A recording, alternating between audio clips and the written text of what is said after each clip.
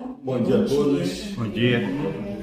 Sejam todos bem-vindos a mais uma sessão do nosso Quero Deixar Lá podcast. Eu estou de bom humor. Vamos lá.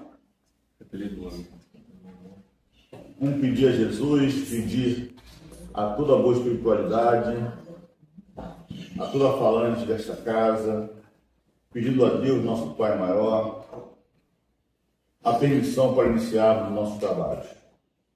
Possamos todos nós sermos agraciados, que possamos, ao terminarmos, saber melhor do que chegamos. Que assim seja. Vamos para a oração. Neste momento de amor e de fé, em que estamos utilizando toda a nossa força e poder para clamar pelos grandes mestres da arquitetura universal, Criador de todas as formas de vida, mineral, vegetal, animal e humana, sentimos em nosso íntimo essa grande força criadora que também preenche todos os espaços deste grande santuário universal do Reino de Deus. Esta luz divina tão maravilhosa que ilumina e aquece o mundo, dando vida a todas as partículas que compõem. Luz que alivia nossos sofrimentos, dando-nos paciência, tolerância e forças para enfrentar os problemas que nos surgem na vida. Luz que torna nosso caminho menos espinhoso, iluminando nossos passos e abrindo as portas que nos levam à concretização de nossos desejos. Deus, Tu que és poder e a grande luz de todas as vidas, abençoe hoje e sempre a nossa caminhada nesta vida. Neste momento de amor e de fé, que estamos utilizando toda a nossa força e poder para clamar pelos grandes mestres da arquitetura universal, Criador de todas as formas de vida, mineral, vegetal, animal e humana, sentimos em nosso íntimo essa grande força criadora que também preenche todos os espaços deste grande santuário universal do Reino de Deus. Repitam comigo. Para entrar nesse santuário do Reino de Deus, perdoai, Senhor, os meus erros. Perdoai, Senhor, os meus erros. As minhas faltas, maus pensamentos e obras. Olha só eu. Esta luz divina tão maravilhosa que ilumina e aquece o mundo, dando vida a todas as partículas que o compõem. Repitam comigo. Desejo, Senhor, saúde e vida para meu corpo. Saúde e vida para meu corpo. Luz para minha alma. Luz para minha alma. Paz para meu espírito. Paz para meu espírito. E equilíbrio mental e espiritual. E equilíbrio mental e espiritual. Só eu. Luz que alivia nossos sofrimentos, dando-nos paciência, tolerância e forças para enfrentar os problemas que nos surgem na vida. Repitam comigo. Estarei cumprindo com todos os meus compromissos e dívidas. Pois só existirá o bem na minha vida. Além de prosperidade, paz e felicidade. Só eu. Luz que torna nosso caminho menos espinhoso, iluminando nossos passos e abrindo as portas que nos levam à concretização dos nossos desejos. Deus, Tu que és poder e a grande luz de todas as vidas, abençoe hoje e sempre a nossa caminhada nesta vida. Que assim seja. Vamos ao nosso estudo de hoje. Antes de começar, deixa eu só fazer um comentário rapidinho a respeito dessa oração. Essa oração é maravilhosa, muito boa. Mas tem uma parte que ela fala assim: desejo o Senhor, não é isso? E aí vai enumerando os desejos que Ele quer.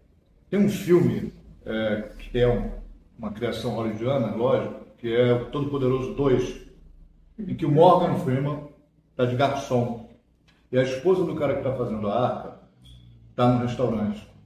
E aí ele aparece de repente só que o Morgan Freeman é Deus no filme, personaliza Deus no filme. E ele bota uma porção de batata frita em cima da mesa para ela. Ela fala assim: mas eu nem pedi, eu pensei em pedir, mas não pedi. Ela: mas a gente consegue saber o desejo das pessoas e às vezes realizar. E aí ele faz uma pergunta para ela, que é a pergunta que a gente tem que fazer em relação a essa oração. Deseja o Senhor. Se a gente deseja alguma coisa, pede alguma coisa para Deus, Ele vai dar para a gente, ou Ele vai fazer o que Morgan Freeman fala no filme, que é, ela fala, eu queria que a minha família fosse mais unida, se amasse mais. Ele pergunta para ela, se alguém pede a Deus que a sua família seja mais unida, você acha que Ele dá a oportunidade de união ou Ele faz a família se unir? Ele dá a oportunidade. Então, quando a gente deseja alguma coisa e pede a Deus alguma coisa, você ficar atento às oportunidades. Porque Ele não vai fazer você ter paz. Ele não vai te dar a paz. Ele vai te dar a oportunidade de buscar essa paz. Vai dar para todos nós. E a gente não percebe as oportunidades que tem ou faz as escolhas erradas. E aí não vai buscar paz, não vai receber a paz, que é uma paz dada por nós mesmos, quando a gente faz as escolhas certas. Eu sei que é muito difícil, mas é só para a gente não pensar que ficar sentado pedindo tudo para Deus vai receber isso de forma indulgente. Não vai receber sempre, sim, a oportunidade de ser, de fazê-lo. Tá? Era só isso, desculpa. Que isso. Bom, vamos iniciar então o nosso bom dia a todos. Vamos iniciar o nosso estudo de hoje, que é um estudo assim importantíssimo para nós. Começamos na Umbanda, para nossa casa, porque hoje a gente vai falar sobre a Umbanda e a sua diversidade de rituais. A gente vai responder, vai tentar responder um pouquinho, compartilhando conhecimento com vocês, por que cada casa de Umbanda tem um ritual, por que umas têm atabaque, outras não. Enfim, hoje nós vamos jogar a luz em cima desse tema maravilhoso que todos deveriam entender, porque as pessoas entram na casa de Umbanda, a gente comentou isso aqui ontem na abertura da sessão, e não sabe, deixa eu ir lá para conhecer, né? Deixa eu ver qual é essa casa aí, deixa eu ver essa qual é, mas não entende e não procura saber, puxa, isso aqui trabalha com animais, não é da minha linha, isso aqui toca tabaco, isso aqui, todo mundo se veste branco, enfim, é isso que nós vamos conversar sobre hoje, ok? Mas antes, para nortear o nosso estudo, a gente vai fazer a leitura do Evangelho, que é uma leitura brilhante, que dá um norte para todos nós aqui entender. Eu sempre falo, né? O Evangelho a gente não coloca ele na frente por acaso, tá, gente? Lembre-se que o início, o princípio principia as coisas, senão viria no final. Ele vem no início porque tem um motivo. E vocês vão entender, ele é brilhante, tá bom? O título é Mãos Não Lavadas.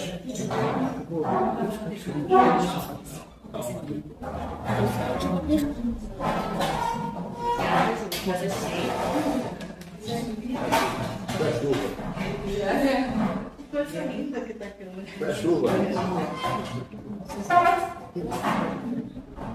Bom dia, gente. Tem um papel para todo mundo? Não dá mais ninguém aqui dentro, não? Aqui, ó.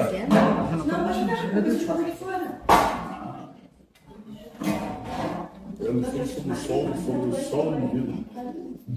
Então,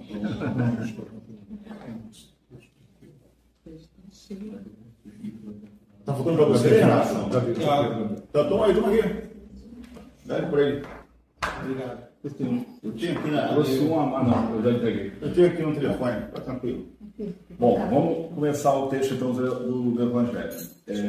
Mãos não lavadas. É um trecho do capítulo Bem-aventurados os puros de coração. Preste atenção. Quando Jesus dizia, bem-aventurados os puros de coração que verão a Deus. Né? Aí no final a gente vai refletir o que isso tem a ver com o tema de hoje. Abre aspas. Os judeus haviam desprezado os verdadeiros mandamentos de Deus para se apegarem à prática dos regulamentos estabelecidos pelos homens, fazendo da sua prática rígida caso de consciência. Preste atenção.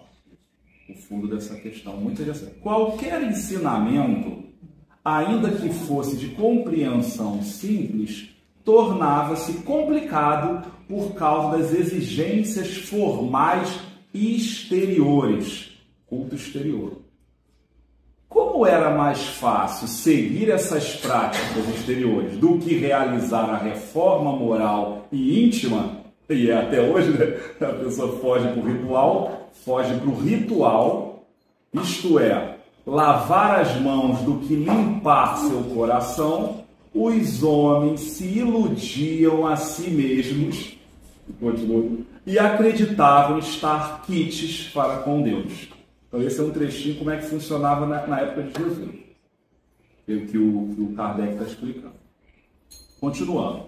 Acomodavam-se, olha só, assim as práticas exteriores, continuando a ser como eram, já que era-lhes ensinado que Deus não pediria mais nada do que isso. Eis porque o profeta dizia, em itálico marcado, é em vão que este povo me honra com os lábios, ensinando mandamentos e leis dos homens. Isaías, capítulo 29 e 13. É o Antigo Testamento, tá? Isso aqui tá aí. Muito, muito bom, por sinal. É um dos 5 livros, parece, do Antigo Testamento, e que compõe os livros da Torá, mas isso é outra conversa. Vamos continuar. Segundo parágrafo. Assim também aconteceu com a doutrina moral do Cristo, que acabou sendo colocada para trás e esquecida, a exemplo do que haviam feito os antigos judeus, que acreditavam que sua salvação era mais garantida pelas práticas exteriores, os cultos, os rituais, do que pelas morais. É a esses acréscimos feitos pelos homens à lei de Deus que Jesus se refere quando disse, toda planta que meu Pai Celestial não plantou será arrancada pela raiz. Ou seja, criação do homem. O homem plantou aqueles rituais. O homem criou as religiões. Alexandre sempre fala isso aqui. Mas não vou me prolongar não, porque eu vou comentar no final. Continuando, o último parágrafo. Não, penúltimo, eu tenho que ir. Olha, preste atenção, essa parte é a mais importante, talvez, do texto, por isso que a gente trouxe para cá. Ó. O propósito da religião é conduzir o homem a Deus. Mas o homem só chega a Deus quando está perfeito. Portanto, toda religião que não torna o homem melhor não atinge o seu objetivo. E aquela sobre a qual o homem pensa poder se apoiar para fazer o mal, ou é falsa, ou foi falsificada em seus fundamentos, ou ela está errada nos seus princípios, né? E é esse o resultado a que chegam todas aquelas em que a forma se impõe ao fundo. Quer dizer, é o resultado que chegam todas as religiões em que a forma, o estereótipo, a forma, a beleza exterior, a caixa do marketing se impõe ao fundo, se impõe ao conteúdo. É isso que ele quer dizer aqui. A crença, seja ela qual for, na eficiência dos símbolos exteriores é nula se não impede que se cometam homicídios, adultérios, roubos, calúnias e o mal ao próximo. Eu colocaria aqui, desculpa, é minha, mas eu sempre falo isso, corrupção e não quero entrar em nada, só estou citando, corrupção e propina, porque isso tira também uma espécie de roubo. Mas a gente vai falar em outra oportunidade. Ele citou aqui os grandes, ou seja, impedem que o homem se torne uma pessoa melhor. Ela faz supersticiosos, hipócritas ou fanáticos, mas não homens de bem. Quer dizer, essas religiões fazem supersticiosos, hipócritas, fanáticos, eu acrescentaria extremistas, que fazem as atitudes e matam em nome daquilo tudo, enfim, que a gente já sabe, não precisa entrar aqui, mas não fazem homens de bem. Então essa passagem do Kardec é perfeita. Ele fecha com chave de ouro. Ó. Não basta, portanto, ter aparência de pureza. É preciso, antes de mais nada, ter a pureza de coração. Então essa aqui é uma lavada. Esse texto evangélico, segundo o Espiritismo, capítulo 8, trouxe até o evangelho aqui, que é o capítulo Bem-aventurados os puros de coração, É um trechinho, tá, gente? Se vocês quiserem ir lá ver o trecho todo, ele fala dos escândalos, ele fala por que existem escândalos no mundo. Esse é só um trechinho que explica, que o cerne aqui, dá para ficar fazendo uma aula, como a gente sempre fala, numa sessão, só com o Evangelho, que é o que o pessoal faz nos centros kardecistas. Pega o trecho e fica 1 hora e meia, pegando as palavras, os conceitos de cada parágrafo. Nós aqui não fazemos isso. A gente aqui desenvolve o tema, né, baseado nisso aqui. O que eu queria só deixar como ponto central é isso aqui, ó, que a gente marcou em amarelinha, que aqui o nosso é preto e branco, mas quem está com o digital pode ler. Toda religião que não torna o homem melhor não atinge seu objetivo. Então, acho que desde que eu estou aqui, acho que há 8 anos, o Alexandre sempre comenta, acho que nem sei se é o Alexandre, essas entidades que falam, nos auxiliam, procure um local que toque seu coração e que você se melhore. Se é na palestra do padre, se é no evangelho, se é na sinagoga, se é na umbanda, se é no candomblé. O importante é a pessoa se melhorar como ser humano, né? Se desenvolver moralmente. É isso que o texto fala. E não ir nas palestras que a gente vive muito, infelizmente, ainda vejo muito que o sacerdote fica batendo, bate na outra religião, fala preconceito. Eu fico vendo cada coisa hoje em dia, em 25, que eu me espanto. Até brinco com a minha esposa, eu cada vontade de sair daqui e correndo ler o Evangelho. Outro dia eu fui assistir uma celebração, falei, ai, que saudade da minha leitura do Evangelho. Porque não tem preconceitos, aqui ele explica como é que a gente pode se desenvolver e nos tornar pessoas melhores. Então esse trecho do Evangelho, ele é o norte para a gente continuar o nosso tema da Umbanda hoje, tá bom? Podemos? Quer comentar alguma coisa? Então vamos em frente, o tema é grande e para a gente chegar lá, para explicar a diversidade da Umbanda, a gente vai ter que passar pela parte como ela surgiu, contexto histórico. Então eu só pediria, claro, fique à vontade, se tiver dúvidas, mas que a gente não se prendesse muito nessa parte, porque a gente tem que falar das 7 linhas da Umbanda, tem que falar da diversidade dos cultos, por que um culto é mais assim, o outro mais assado. Então, na verdade, desculpa, tenho que falar a verdade para vocês, a gente deveria fazer Umbanda de sua diversidade, deixa eu fazer com o Paulo, parte 1, contexto histórico, como surgiu, e Umbanda, parte 2, diversidade, 7 linhas da Umbanda e a diversidade nos terreiros. A gente decidiu, nós 3 em reunião, sintetizar, então vai ficar um pouquinho maior, juntar tudo, para não fazer 2, 3 sessões, né? Então vou pedir que a gente faça tudo direitinho, mas não se apegue muito nos detalhes, para que a gente possa desenvolver e mostrar para vocês tudo que a gente trouxe aqui, tá bom? Então, número 1, perguntinha. O que é Umbanda? Todo mundo fala isso. A gente está numa casa de Umbanda, nós somos suspeitos. E como é que ela surgiu? Vamos em frente. A Umbanda é uma religião genuinamente brasileira, notável por sua capacidade de sincretismo e agregação de elementos de diversas tradições espirituais. Vamos ver cada uma delas. Quando eu era menor, eu ficava, não, e o católico? A gente foi tão enraizado e catequizado que eu achava que o católico era a religião brasileira. Não, a tua apostólica romano, é de Roma. Então a gente não tinha uma religião, tinha, né? Começou em 1908, oficialmente. Genuinamente brasileira, embora os outros países tenham seu, né, budismo, na Índia. Oi, Paulo? Mas André, o candomblé também poderia ser também chamado genuinamente brasileiro ou não? Não, o candomblé é a matriz africana. Totalmente, 100%. Ela veio para cá com os escravos. 100%. Mas é uma religião de lá. É de lá. Continuando, tem sua origem no início do século XX, nós estamos no 21, né? Em 15 de novembro de 1908. Olha que data interessante, ó. 15 de novembro.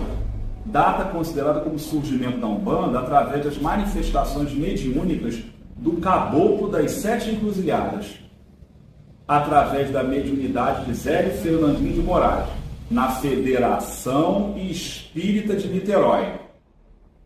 Não vou citar aqui, nós vamos ver mais na frente, gente, como se surgiu isso e o que ele falou. Está um pouquinho mais na frente. Posso dar um pouquinho? Pode. Apesar que ele falou que a gente não pode não, também a parte histórica. Não. A gente tem que entender o seguinte, porque essa parte do catolicismo, até a proclamação da República, a religião oficial do Império Brasileiro, isso na Constituição, era o catolicismo apostólico romano. Existiam os outros cultos, existia o protestantismo, existia o candomblé, existia os cultos, existiam. Só que eles não podiam se manifestar. O Império, apesar de não ter perseguições, você não podia, por exemplo, colocar lá em frente onde tinha o culto, aqui a igreja batista, ou aqui é o centro espírita, não sei o que lá. Isso você não podia fazer, por lei. Mas existiam os cultos, você podia pegar a sua casa, reunir pessoas e lá fazer o culto que você desejasse. Mas, oficialmente, a religião do Império era a católica apostólica romana. A partir do momento em que você teve a queda do Império, aí a Constituição, como é hoje, ela é laica, né? O Estado é laico. Aonde você pode ter o culto que você quiser, você pode manifestar ele da forma que você desejar, e você pode fazer isso na porta da sua casa, centro espírita, tal, igreja, não sei o que lá, você passa a ser, digamos assim, dentro da lei. Exatamente. Aí, continuando aqui, ainda estamos no 1. A palavra umbanda é derivada de umbana, um termo que significa curandeiro, entre aspas, na língua banta falada na Angola, o quimbundo. E Angola, quem não sabe, é um país que você atravessar, pegar aqui linha reta, mais ou menos, Espírito Santo, mais ou menos, geograficamente, você sai, mais ou menos sai, né? Atravessa o Atlântico e já está em Angola. Um pouquinho para cima. 1.1. Breve histórico da Umbanda. Vamos começar agora a entender isso.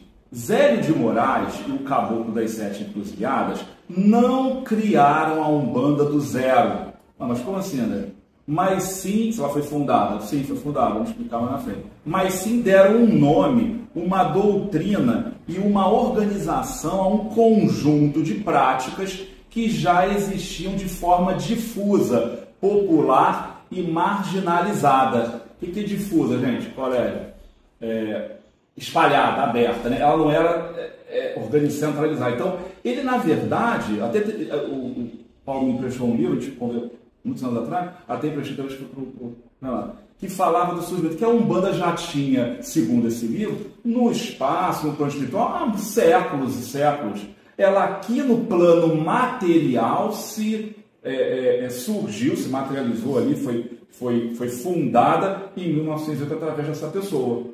Mas esse livro é muito interessante, de Ramatiz. Ele explica as religiões como são lá no plano espiritual, é interessantíssimo. Então, foi isso que Zélio fez, tá? 1.1. Continuando, 1.11. A Umbanda antes de Zélio. Muitas pessoas têm essa curiosidade. Existia sob diferentes nomes e cultos, sendo a fusão das tradições religiosas africanas com elementos indígenas, católicos. Então, a gente vai ver as influências dela, que preparou o terreno para o seu surgimento. 1.12, os cultos precursores da Umbanda. A gente procurou sintetizar aqui os 3 principais cultos. Antes da organização formal da Umbanda, em 1908, 3 grandes movimentos religiosos de base afro-brasileira são considerados seus ancestrais diretos. Quem são os ancestrais diretos da Umbanda? São considerados isso aqui, especialmente na região sudeste do Brasil, Rio, Minas e Espírito Santo. O Calundu, o Cabula e a Macumba. Como o quadro ficou muito pequenininho, posso passar, Paulo, assim, rapidamente? Vou citar, mas eu acho que deve entrar na prática dos elementos aqui. Eu acho que é bom, né? Citar alguma, pelo menos no início, né? Eu vou entrar pelo seguinte. Cita assim, por que acontece? É muito interessante. Se a gente devia fazer 2, parte 1 e parte 2. Olha só que interessante. O Calundu. Tá tão pequeno que eu vou tirar meu óculos. Não ri, não. O Calundu é do século 16 e 17, 18. Local, regiões mineradoras de Minas. Forte base de Banto, Angola, Congo. Era essencialmente um culto terapêutico e divinatório. Olha que interessante, O sacerdote chamado calunduzeiro ou calunduzeira, entrava em transe, olha que interessante, para consultar espíritos e curar doenças que muitas vezes eram vistas como espirituais. Olha só um dos ancestrais. Elemento-chave, rapidamente, usavam tambores, cânticos e incorporação espiritual para a comunicação com os vivos. Então, olha que interessante quando a gente foi ver o calundu do século 17 e 18. Mas tem um ponto importante disso aqui. É o seguinte, né?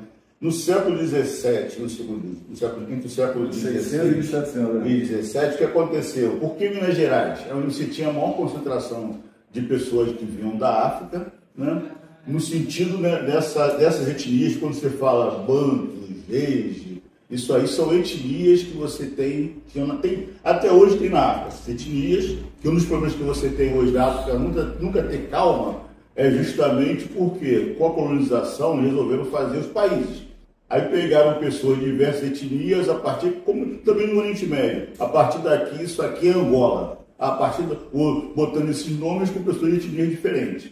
Então, essas etnias aqui, a gente tem que também entender o seguinte. Quando os escravos vieram para o Brasil, foram trazidos para o Brasil, você pensa o seguinte, naquela época você tinha motores de propulsão? Não. O que ajudava nisso? Era simplesmente as correntes marítimas. Então, e as correntes marítimas, você vai ter, se não me falha a memória, um fluxo que vai em um determinado local. Por exemplo, hoje o Benin, que fica um país lá da África, né? A corrente marítima dela ajuda o navio a ir nas caravelas da época a irem para o Nordeste. Então, na época, Pernambuco, Bahia, né? Eram locais que aquelas pessoas que eram daquela região ali da África normalmente iam para ali. Quem era de Angola, Moçambique, tudo isso vinha para onde? Normalmente para o Rio de Janeiro. Não era porque era a capital. E esse fluxo aqui, principalmente de Minas, vinha do quê? Principalmente as Minas Gerais. Ou seja, onde você tinha ouro, onde você tinha os materiais nobres, você precisava de mão de obra escrava. E lembrando que a vida, segundo os historiadores, a vida média de um escravo numa mina era de 7 anos, aí você imagina quantos tinham que vir. Então, por isso é que você tem essas questões aqui marcando os períodos.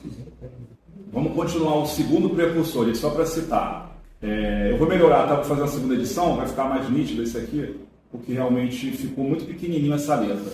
Eu estou com óculos papel para dificuldade de ler. O calundu já falando. O segundo movimento religioso ancestral é o cabula. Olha que interessante, século XIX. Estruturou no Espírito Santo e se espalhou para o Rio de Janeiro. Forte tradição banto também, Angola e Congo também. A prática, olha que interessante da prática. Os rituais chamados de engiras, olha só, antecessor da nossa gira. Giras envolviam cânticos, nimbos e danças circulares. Muitos terreiros que eu já fui, até participei, tinham essas danças circulares. Havia o uso de pemba, olha só a pemba aqui, barro branco, giz, todo mundo conhece aqui, conhece o Umbanda, para traçar sinais e defumação para purificação. Por isso que a gente vê muitos filmes de Hollywood, né, pessoal, na Ásia, lá no interior, tá pegando uma pena, um indígena marcando, né? Todo mundo já vê esse tipo de filme. E o pessoal fica com preconceito muitas vezes assistindo o filme. Isso é prática religiosa, nossa. Então é bom a gente abrir a cabeça e a gente estudar isso. É muito interessante. Aqui, continuando, elementos chaves, já apresentava um sacerdote, o Embanda, e um auxiliar, Cambone. Olha o nome do auxiliar do Cabula, Cambone. Termos que seriam herdados pela Umbanda. Também manifestava espíritos que podem ser entendidos como os precursores dos caboclos na Umbanda. Ou seja, aqui vale a pena, depois a gente, como eu falei, vamos aumentar e ler com carinho essa origem, porque eles são os ancestrais, digamos assim, da Umbanda. Ok? Vou passar aqui. E o terceiro ancestral, olha que interessante, a macumba, que se generalizou com um termo pejorativo, que até hoje eu escuto, esse cara é da macumba. Alexandre, a gente conversa muito, o cara é macumba, o pessoal é da macumba. Por quê? Porque a macumba, ela era um movimento, do início do século XX, o termo macumba era usado de forma genérica pela sociedade branca da época para se referir a todos os cultos afro-brasileiros que não eram o candomblé de nação. O candomblé de nação já era mais organizado, mais demarcado. Eram cultos populares aqui, abertos e com forte sincretismo, misturando elementos da cabula, do candomblé, Jeje Nagô, do catolicismo popular e das tradições indígenas. Era um nome popular dado à prática sincrética que estava se consolidando. Você imagina que era o último, digamos assim, o movimento mais próximo, né? Posso ter mais uma palhinha? Pode, só nesse aqui, ó, só no finalzinho. A manifestação dos espíritos da macumba, ó, a manifestação de negros e de índios, ó, os nossos futuros pretos velhos e caboclos da Umbanda, já ocorria espontaneamente nesses terreiros de macumba. Isso que a gente escutava, nossa avó, né? Longe da doutrina rígida do espiritismo kardecista da elite, que a gente vai falar isso aqui mais na frente. Então foi por isso que a gente achou muito interessante, desculpa mais uma vez que está pequenininho, colocar esse quadro para você. Eu recomendo para quem quer conhecer um pouquinho mais sobre esse assunto. Então, tem um filme que está em cartaz, mas que me fala também está no Globoplay, que é A Revolta dos Malés. Tá? Os malés, eles são extremamente importantes para a forma em que hoje, né, as chamadas, denominadas religiões afro-brasileiras se manifestam. Por que são os malés? Os malés, na verdade, são negros que vieram principalmente trazidos da região da Etiópia, tá, e de uma outra região, agora me falha a memória, e foram para serem escravos na Bahia. Só que a maioria desses negros, eles tinham uma forte formação muçulmana, islamismo. Tá? E o que acontece? Lá eles se organizaram, que aquela coisa, a gente pensa, né, a gente tem uma visão que os negros, eles eram perdidos no mundo. Não, tá? Existiam sociedades secretas de negros. Vocês têm uma ideia do negócio. E esses malés, eles, na Bahia, eles eram os mais, digamos assim, organizados, que se organizavam em cima de uma fé que era a fé protestante. E protestante, o islamismo. E, obviamente, como a religião era forte católica, eles não podiam se manifestar daquilo ali. E ali você vai ter o que? Eles utilizando alguns padrões do islamismo junto daquilo que a gente formou o candomblé. Que o candomblé, para quem não sabe, até ele tem duas divisões, né? Tem a divisão Jeje Nagô e tem a outra divisão, que agora me falha a memória, fica vendo um problema, né? Não, nação, mas tem outro nome, esqueci o nome, não é problema. Queto, isso aí, o Queto. Tem o Queto e a Jeje. Então, o que acontece? Isso é justamente dessa questão. Alguns desses escravos muçulmanos, eles fizeram sincretismo, né? E o candomblé que a gente vê hoje colorido, aquelas roupas coloridas que a gente não entende porra, né? Aquilo ali é mais uma manifestação muçulmana do que propriamente uma manifestação da religião lá na África. E um outro ponto importantíssimo, né? A questão do branco. Todo mundo fala, por que se usa branco? A pureza? Por que a sexta-feira é o dia, digamos assim, né, que o espírita, em geral, o macumbeiro ocasional, ele tem assim a sua questão de resguardo, de usar o branco? Alguém sabe por quê? Tá? Por que o domingo é católico? Alguém sabe por quê? Por que a missa domingo? Por que o domingo é católico? Não sei. Por causa do sol invicto romano. Por que o sábado... porque, na verdade, todas as religiões que a gente tem, principalmente, né, ela vem do único tronco, que é um tronco que o pessoal coloca no judeu. Qual é o dia sagrado do judaísmo? O sábado. Né? Aí, lembra o seguinte, todo cristão nasceu judeu. Jesus era judeu. Aí, para diferenciar o cristianismo, passou-se a botar o cristianismo quando virou Igreja Católica Apostólica Romana. Os romanos gostavam do domingo, que é o sol invictus. Aí você passou a ser católico, a missa aos domingos. Aí quando apareceram os muçulmanos, que também é uma derivação do cristianismo, o muçulmano, o islamismo, ele é uma derivação do cristianismo. Pô, se o domingo já era católico, o sábado era judeu, Sobrou qual? Sexta-feira. Botaram sexta-feira, uma segunda. Botaram sexta-feira. E isso, todo esse avanço das religiões afro-brasileiras aqui, afro-brasileiras, o que foi acontecendo? Esses aspectos do islamismo foram, né, fundamentais na montagem do candomblé. O chapeuzinho que normalmente o pai de santo lá do candomblé usa, esse nome tem um nomezinho lá. Não, tem um nome.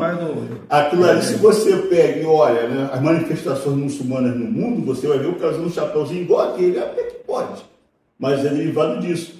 E quando o candomblé chega no Rio de Janeiro, estou recomendando ver o filme A Revolta dos Malés. Quando você teve lá a manifestação da independência do Brasil, uma das coisas que queriam era que ocorresse, junto com a abolição, junto com a independência, a abolição da escravidão. E ela não ocorreu. E os malés lá em Salvador se revoltaram com isso.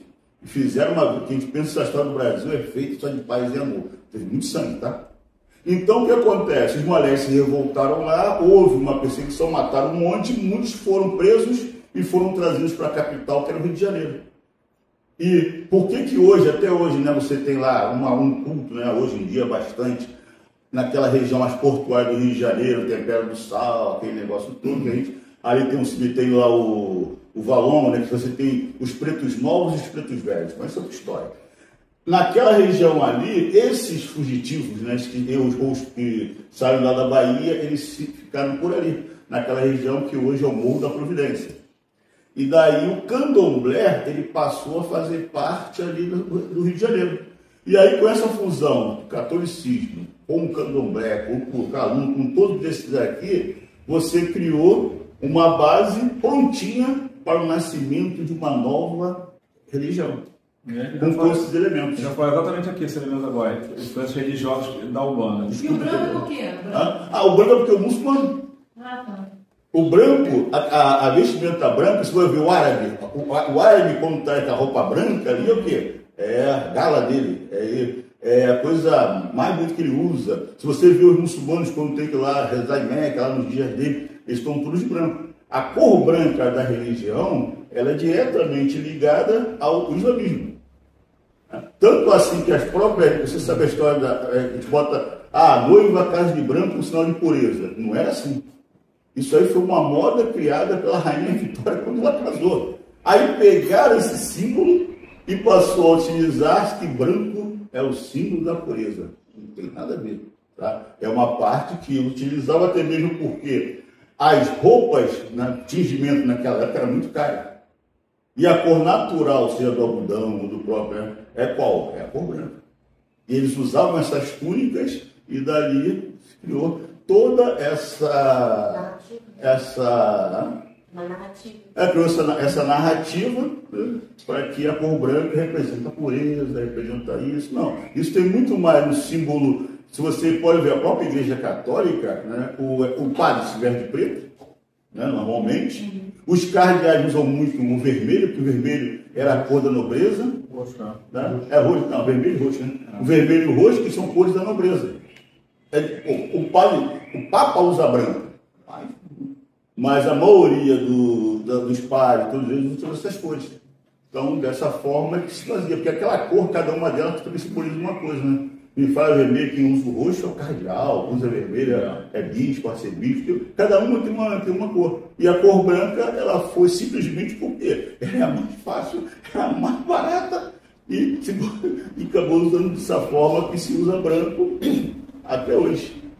Mas agora, só uma pergunta.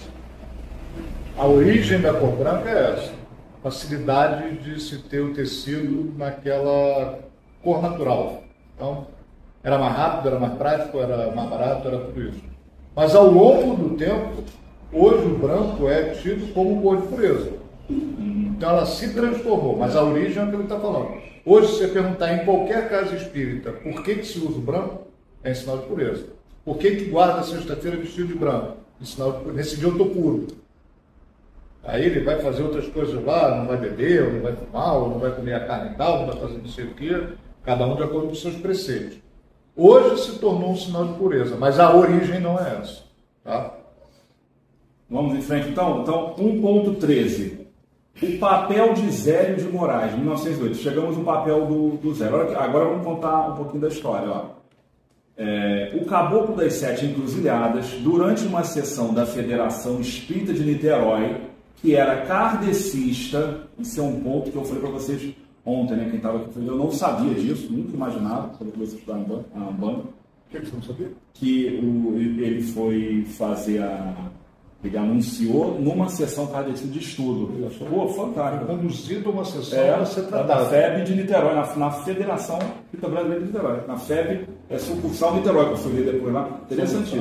Durante uma sessão da Federação Espírita de Niterói, que era kardecista, afirmou, o Caboclo, que vinha trazer uma nova religião que se chamaria Umbanda. Imagina, na sessão, caracterizada por aceitar todas as manifestações de espíritos, incluindo as de pretos velhos e caboclos, entidades que eram rejeitadas pelo espiritismo kardecista da época, tá, gente?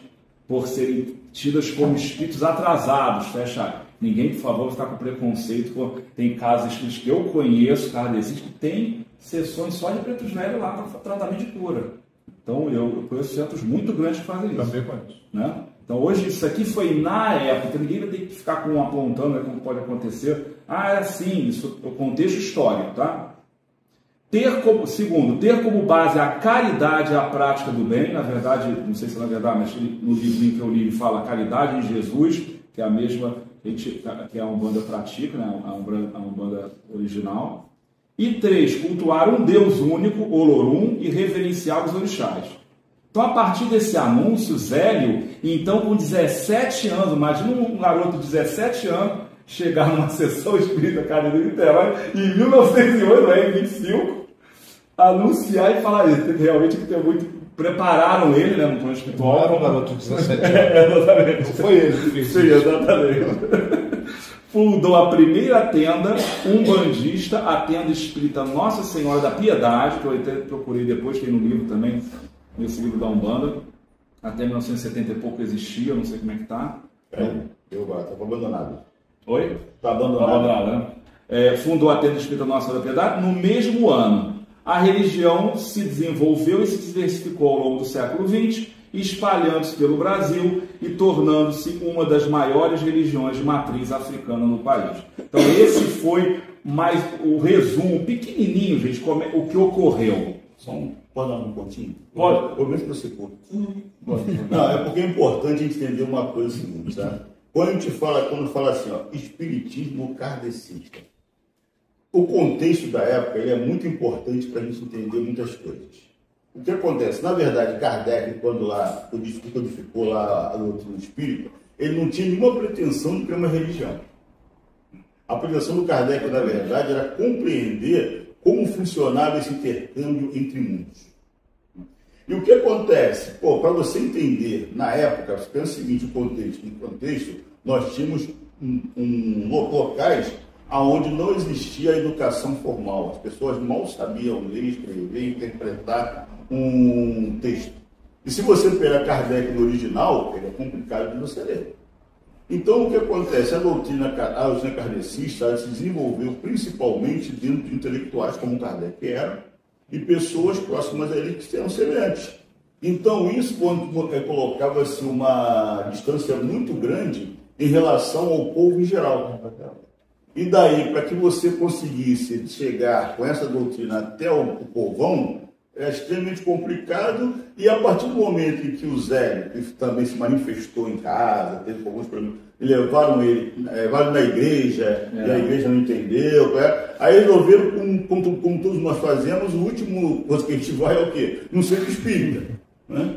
E levaram ele lá no centro kardecista, como um fenômeno, já que eles falavam. E dali ele se manifesta através desse caboclo e ele fala que é uma nova religião, onde isso, isso e isso. E um detalhe, esse centro kardecista ele não se torna lá a tenda espírita Nossa Senhora da Piedade, não. Tá?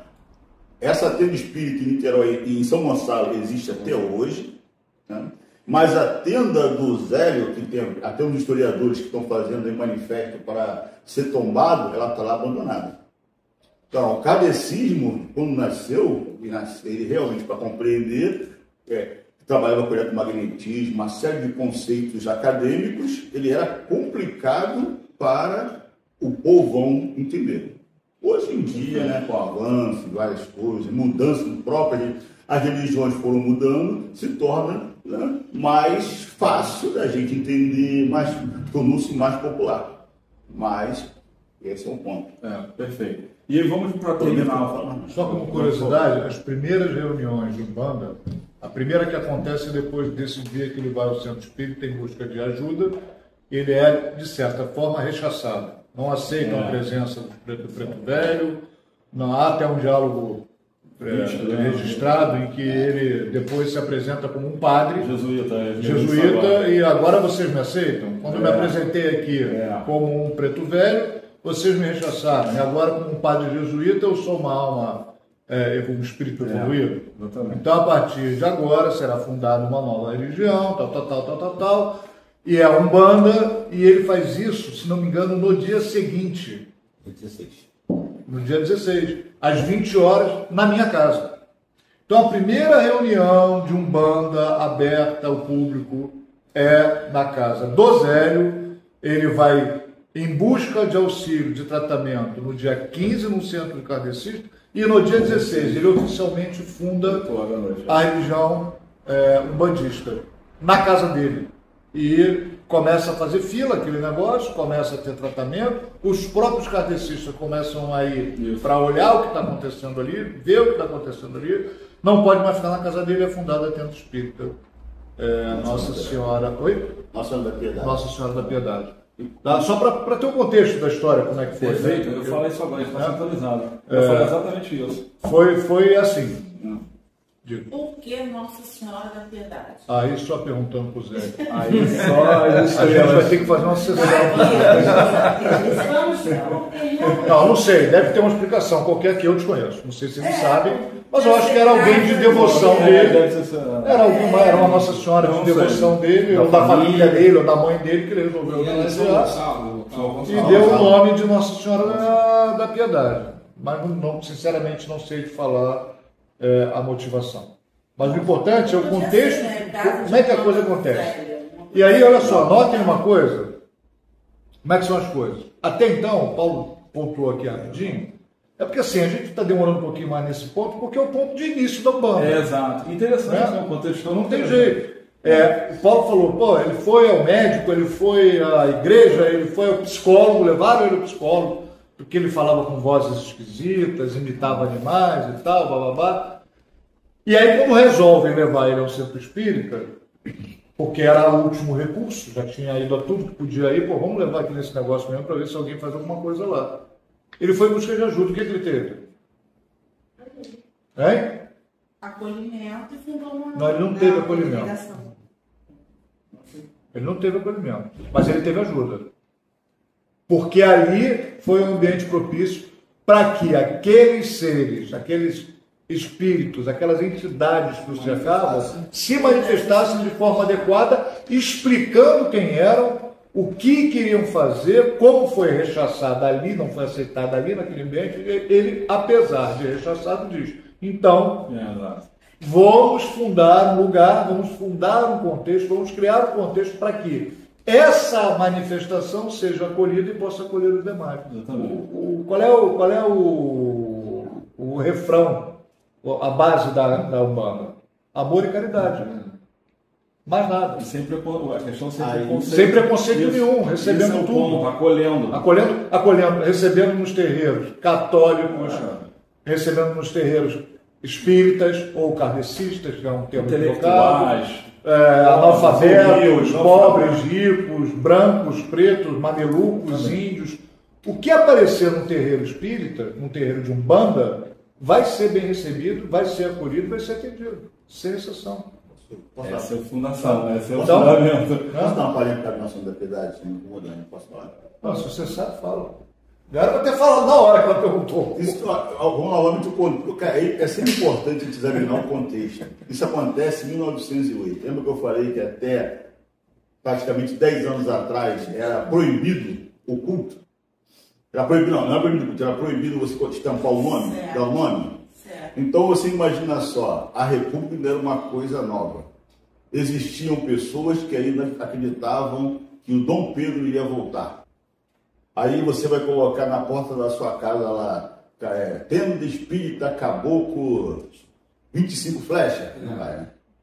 Então, o que botou? Nossa Senhora, né, que na verdade a padroeira do Brasil, que é Nossa Senhora, né, botou Aparecida porque ia ser católica, demais. E qual o princípio da Umbanda? Não é caridade e Namoro. Hã? Amor e caridade? O que é, Nossa Senhora da Piedade? O que é você ser piedoso? Então, o nome vem disso, o nome dessa tenda. A primeira forma de você, entre aspas, driblar possíveis choques com Nossa Senhora, e você coloca ali o piedade justamente para que você seja mostrando que tem piedade dos irmãos. A palavra piedade deriva disso. Aí ficou Nossa Senhora da Piedade. Esse é um ponto. E um ponto interessante, só um certinho, agora foi para frente. Não, vai. Um ponto interessante é o seguinte, lembra que eu falei que os centros cadecistas, eles eram pontos intelectuais? Aí tem um ponto que é interessante. Na época, com 17 anos, o Zélio, ele era aluno da Escola Naval. Isso eu não sabia. Ele era aluno da Escola Naval, tudo assim que ele desenvolveu a sua carreira militar, chegou a ter capitão de maringuerra, e ele era espírita.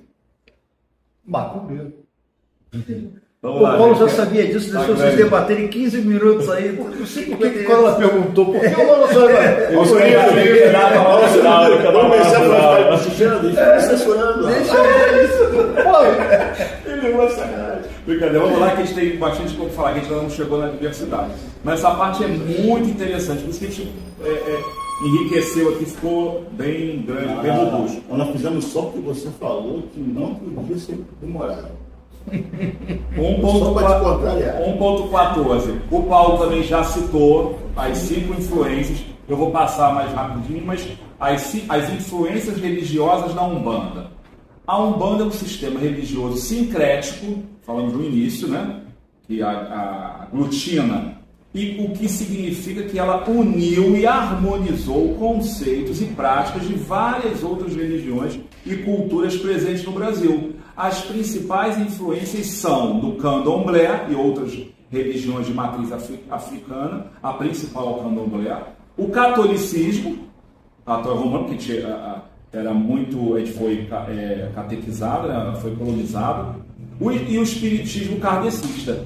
Então a gente colocou aqui as influências principais. O candomblé forneceu a base para o panteão de orixás, divindades que representam as forças da natureza, aqui, ó, e a crença em um Deus supremo, Olorum ou Zambi.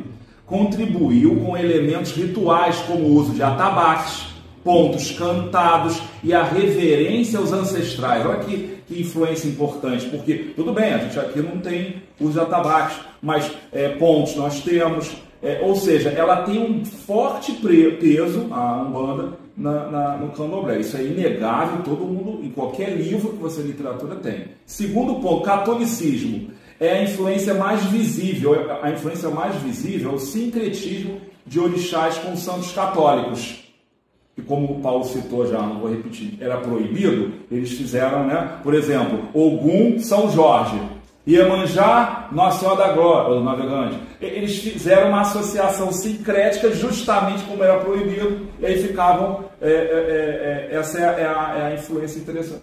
Vou fazer uma correção rapidinho aqui, que ele se equivocou, mas está gravando, vai ficar gravado, vamos dizer que você se enrolou todo aí. Não é a Umbanda, não foi a Umbanda que teve importante influência no candomblé. Você terminou a explicação assim. Foi o candomblé que teve importante influência. Exatamente, influência na Umbanda, também deu errado. Me empolguei. É isso mesmo, obrigado, desculpa. Vamos em frente. Então, o catolicismo. Ogum, e tem vários que a gente vai botar, tem um quadrinho logo à frente que a gente cita o sincretismo, tá? A gente vai citar outros exemplos. Esse aqui é só apenas um. Essa associação foi, em parte, como eu ia dizer, uma estratégia de sobrevivência em um Brasil que perseguia as religiões africanas. O Paulo já explicou isso antes. Então, é por isso que fazia essa influência. Oi? Não era só as africanas, todas as outras que não fossem a do Império, né? A religião oficial do Império. Terceira influência religiosa na Umbanda, muito importante, o espiritismo kardecista. Olha aqui. A Umbanda incorporou conceitos fundamentais como reencarnação, a lei de causa e efeito, karma, a imortalidade da alma, a prática da mediunidade, comunicação e incorporação de espíritos, com o objetivo de caridade e orientação. Inclusive tem temas kardecistas que são estudados nos centros, como o nosso, por exemplo. A gente vai falar mais na frente. Quarta influência religiosa na Umbanda, as crenças indígenas, muito presentes, muito fortes. A Umbanda valoriza muito, né, a natureza, né, as ervas, os banhos, então valoriza os caboclos e caboclas, espíritos indígenas, como guias espirituais importantes, representando a força da natureza e as raízes da terra brasileira. O uso de ervas e a reverência aos elementos da natureza também vem em grande parte da sabedoria indígena. Não precisa muito. Qual era o guia anterior aqui da casa do seu, né, do pai Ogum? Era o caboclo, 7 flechas. Então a maioria dos, pelo menos na minha opinião, eu conversei isso com o Paulo na época, é muito comum você ver o guia-chefe, o caboclo, 7 flechas, o caboclo e tal. Então, Pode interpretar a pergunta? O número mais acabou. Não, rapaz, eu quero uma pergunta. Não, bom. Acabou. Então, da linha do mundo. Vai ser uma pergunta ali. Sim, até a gente tem uma manifestação 1 e 2 lá, a gente põe os nomes muito interessantes. Realmente, Desculpa, tá gravando. Fala para por favor. Estou falando baixinho na frente do microfone. Não, só complementando o que vocês falaram, quem se apresentou do Zé foi um caboclo, né? Foi. Então, Caboclo é 7 cruzados. Mas normalmente as casas de Umbanda ela tem o nome ou de caboclo ou o nome de preto velho. Exatamente. Tá? Normalmente são o mais comum, né? Esses dois nomes. Existem, como eu disse anteriormente, a religião é dinâmica. Tá?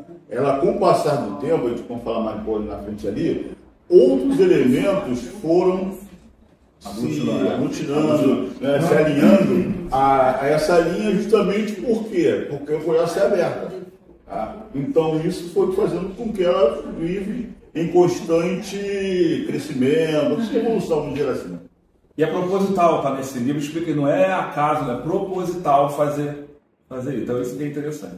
Continuando, a gente vai fechar o item 1 com chave de ouro. Foi muito boa essa parte de história, né? A gente não tinha colocado, aperfeiçoamos aqui. Ao longo do tempo, isso que o Paulo está falando, ao longo do tempo, a Umbanda passou por transformações e foi se demarcando de outras religiões, como o budismo, islamismo, judaísmo e protestantismo. Também criou ramificações. Algumas delas são descritas como Umbanda tradicional, que é a criada no Rio de Janeiro pelo jovem Zélio, Fernando de Moraes, Umbandomblé, ou Umbanda traçada, eu acho que essa é mais comum, as pessoas já conhecem, né? Onde um mesmo sacerdote pode realizar sessões distintas de Umbanda ou de Candomblé. Umbanda branca, olha que interessante, utiliza elementos espíritas, kardecistas e os adeptos usam roupas brancas. Umbanda de caboclo, forte influência da cultura indígena brasileira. Então houve realmente, por isso que aqui já começa a explicação nossa do porquê essa diversidade tão grande nos templos, né, nas casas de Umbanda. Continuando, o culto umbandista é realizado em templos, terreiros ou centros apropriados para o encontro dos praticantes, onde entoam cânticos e fazem uso de instrumentos musicais, como o atabaque. Apesar disso, quando a Umbanda foi criada, não existiam manifestações musicais, como cânticos e utilização de instrumentos. Então, quer dizer, Aí é o que a gente vai falar lá na frente, o Alexandre sempre vai ressaltar. Cada casa é uma casa. Aqui não se tem. Na casa anterior, onde nós trabalhamos, tinha tabaco. Na outra casa também não tinha. Então, cada casa tem uma linha e uma diversidade mais ligada, que a gente vai ver mais a seguir. Ok? A gente encerra o número 1, por favor. Uma pergunta. Estava comentando com ela. Na minha cabeça, caboclo, para mim, era só 7 flechas. E aí, quem desceu e fundou foi o caboclo 7 encruzilhada. E aí, eu imagino, né, na minha cabeça, encruzilhada seria voltada para o povo de rua. Aí, quando foi falado isso, né, falei para minha cabeça misturou tudo. Olha só, caboclo, ele escolhe o nome para se apresentar. Então tem o caboclo pena branca, caboclo birajara, que é quem... Cobra coral, pena branca, ele pega o nome. Alguns utilizam o nome que utilizavam quando encarnaram. Isso. Então, por exemplo, o birajara, peri, são nomes que eles utilizavam quando encarnados. Eles mantêm o seu nome. Mas são índios, são caboclos, né? Mas escolhem o nome que quiserem. 7 encruzilhadas, que aí é um pitaco meu, tá? Porque não vai ter nunca nenhum dos 7. 7 é um número muito... Então, nunca vai ter um caminho que ele não possa percorrer em qualquer uma das direções. Então, em qualquer uma das 7 encruzilhadas, e 7 tem um fundamento, nenhum deles vai estar fechado para ele, ou ele não vai poder transitar, ou não vai poder abrir. Por isso ele se apresenta como fundador de uma religião em que nunca haverão caminhos fechados. Ele se apresenta como caboclo das 7 encruzilhadas. É a minha opinião. Tá? É o meu entendimento. Mas não se apegue a nome. Fora o aspecto da encruzilhada, né? Sim. Porque o que representa, na verdade, além da encruzilhada, ela representa os caminhos, né? As direções, norte, sul, cruzada ali, as encruzilhadas também, como é que as encruzilhadas se tornaram, né, digamos assim, locais de você fazer oferenda? Isso aí vem da escravidão dos escravos. Porque os escravos fugitivos, as pessoas queriam ajudar, colocavam a comida para eles, colocavam a bebida para eles, lá onde os caminhos se escusavam, porque aí o cara pegava e escolhia. Se ele está vindo do norte, vai fugir para o sul, vai passar ali. Se ele está indo do oeste, vai para o leste, ele vai passar ali. Daí é que nasce essa coisa. Então, um dos aspectos que o Alexandre colocou, e também esse aspecto da tradição negra. Né? Lembra o seguinte, a ideia da religião é fazer a união de todas aquelas matrizes que estavam ali. Existe a matriz do índio caboclo, o nome já diz, né? O 7, pegando todo o secretismo, tudo aquilo que você tem em relação ao número 7, 7 ondas, as 7 linhas, tudo isso aí, e você, quando bota o elemento encruzilhada, você, além de dizer essa parte dos caminhos abertos, você traz para os negros a memória da fuga, como você pegava lá as suas oferendas, que primeiramente te ajudava a sobreviver. Daí vem todo esse nome. As direções são tão importantes, elas se escondem. A sua importância vai se escondendo em várias coisinhas que a gente não atenta. Tem um ponto aqui, que é cantado aqui, que no final dele, a letra é: forças brancas do norte, forças brancas do sul, forças de leste e oeste. Então ela pega exatamente o quadrangular e une todas essas forças de todas as direções para que você obtenha os resultados que precisa ter e que ela pede. Proteger o nosso mestre, proteger o nosso mestre. Entendeu? Então as coisas vão se fechando. Não é à toa que alguém fala... São palavras soltas, não são coisas... Não são soltas. Se a gente for esmiuçar, elas estão interligadas, entendeu? Por isso que a gente tem que tomar cuidado com os sonhos.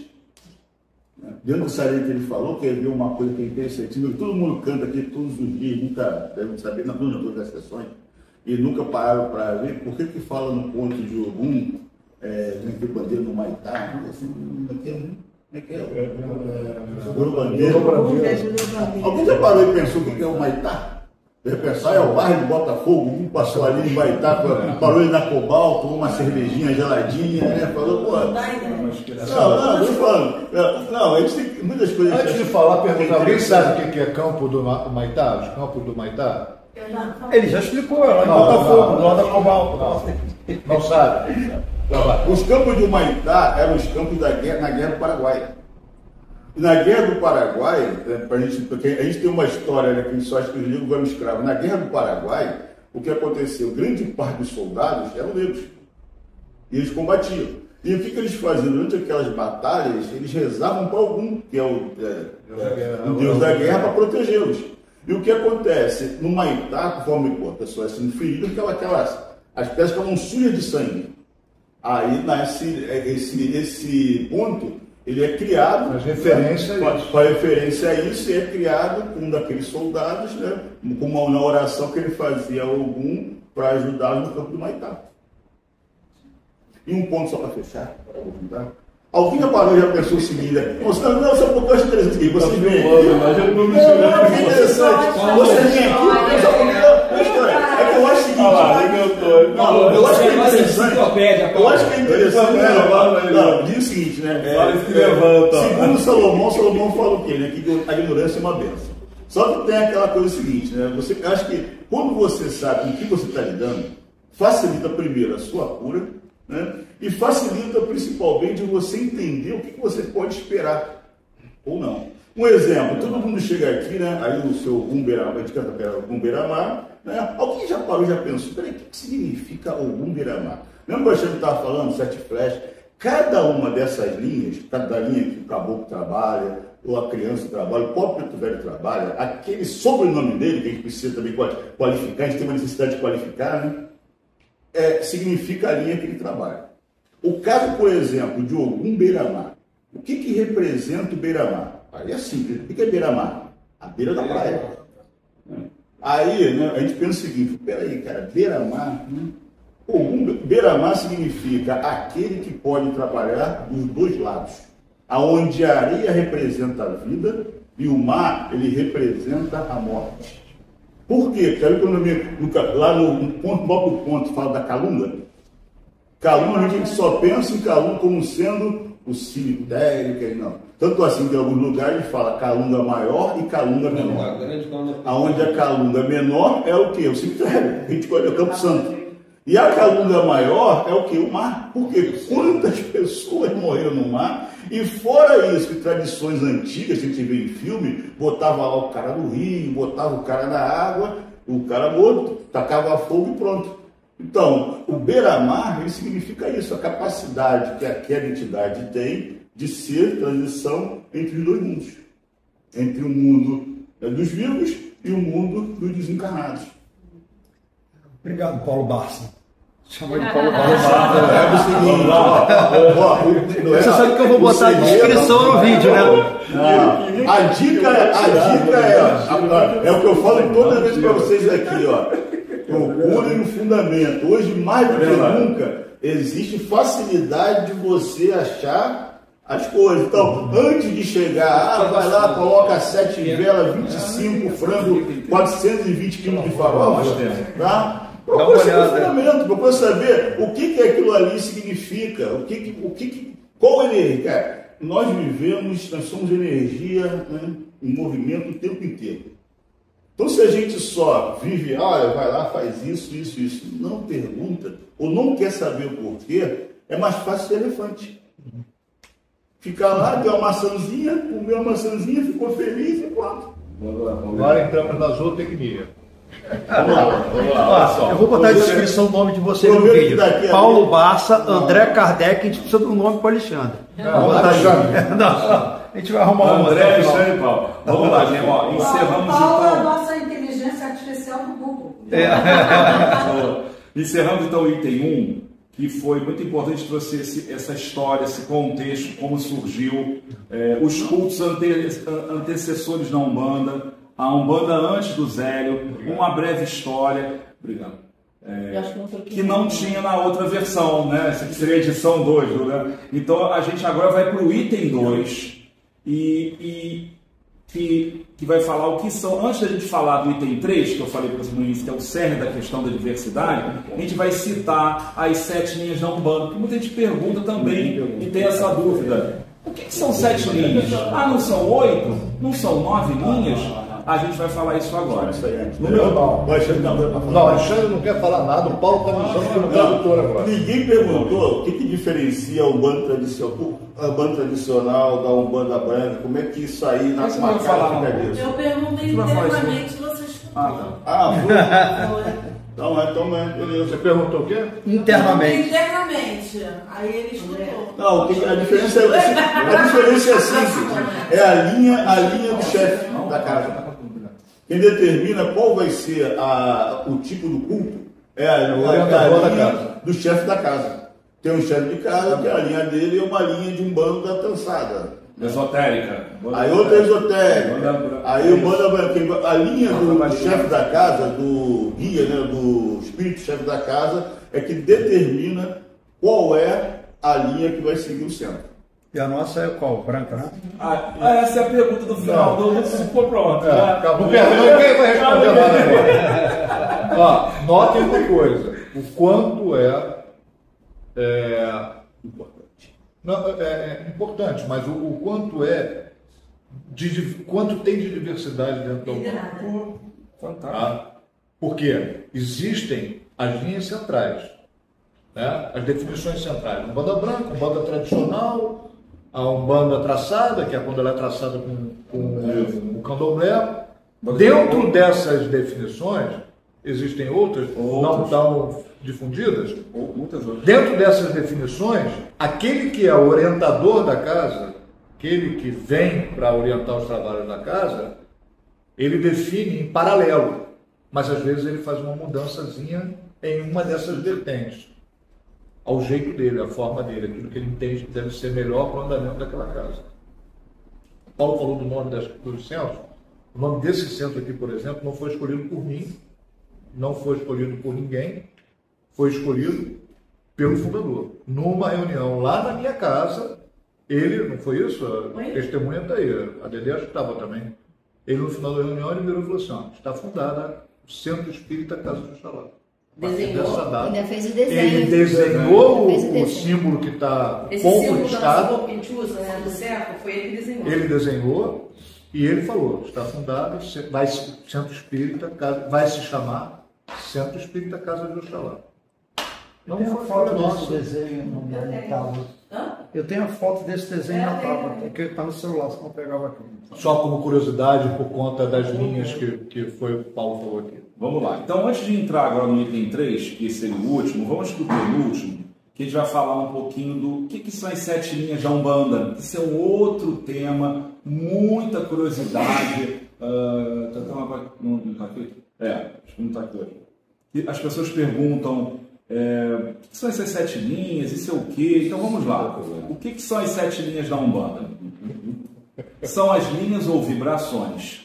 Olha aqui, linhas ou vibrações. Uma linha ou vibração equivale a um grande exército de espíritos, olha que interessante, que rendem obediência a um chefe.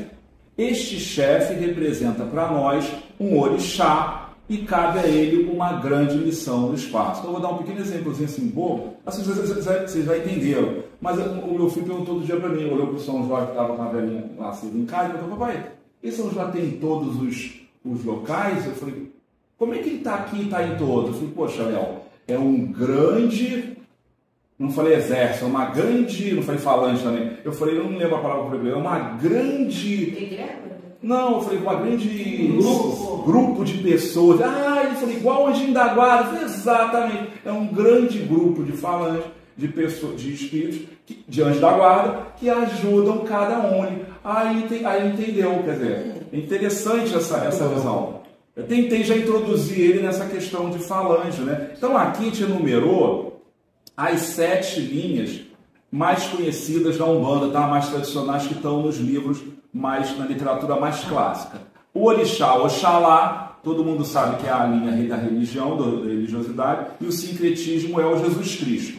A composição, vou tirar meu óculos de novo, santos católicos, povo do Oriente, misto, só para vocês entenderem, pretos velhos e caboclos estariam aqui dentro dessa composição, que é uma composição mais clássica, mas é santos católicos, povo do Oriente, é o orixá da linha de Oxalá. A segunda orixá, que é o da Iemanjá, é da linha do povo d'água.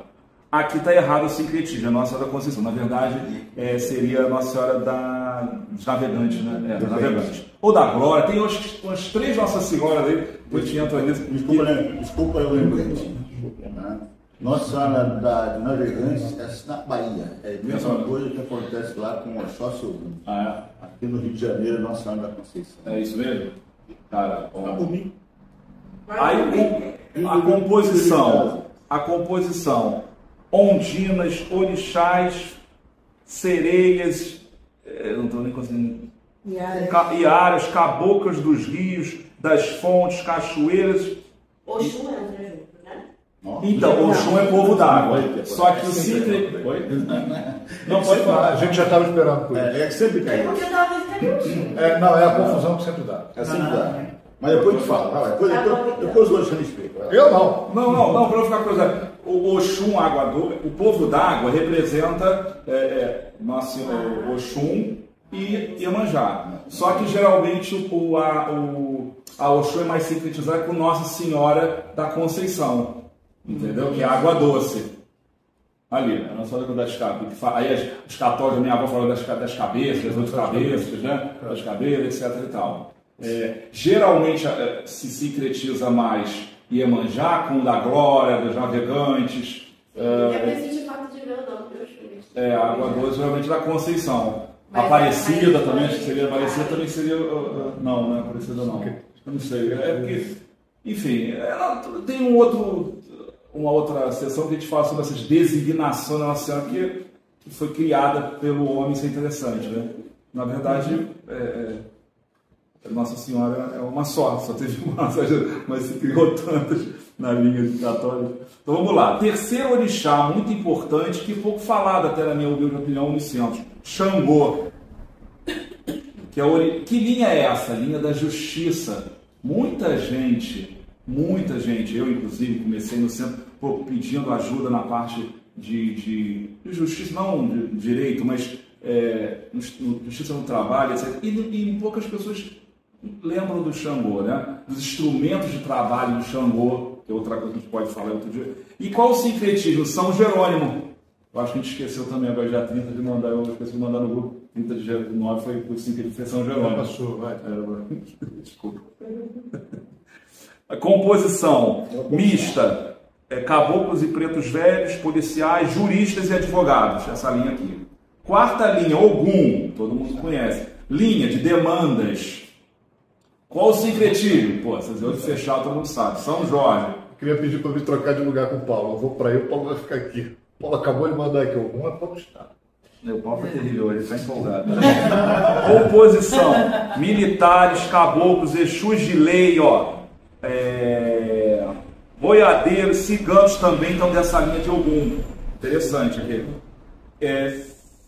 Quinto, Oxóssi, linha dos caboclos e caboclas. Qual é o sincretismo com o catolicismo? São Sebastião, que é o padroeiro da cidade do Rio de Janeiro.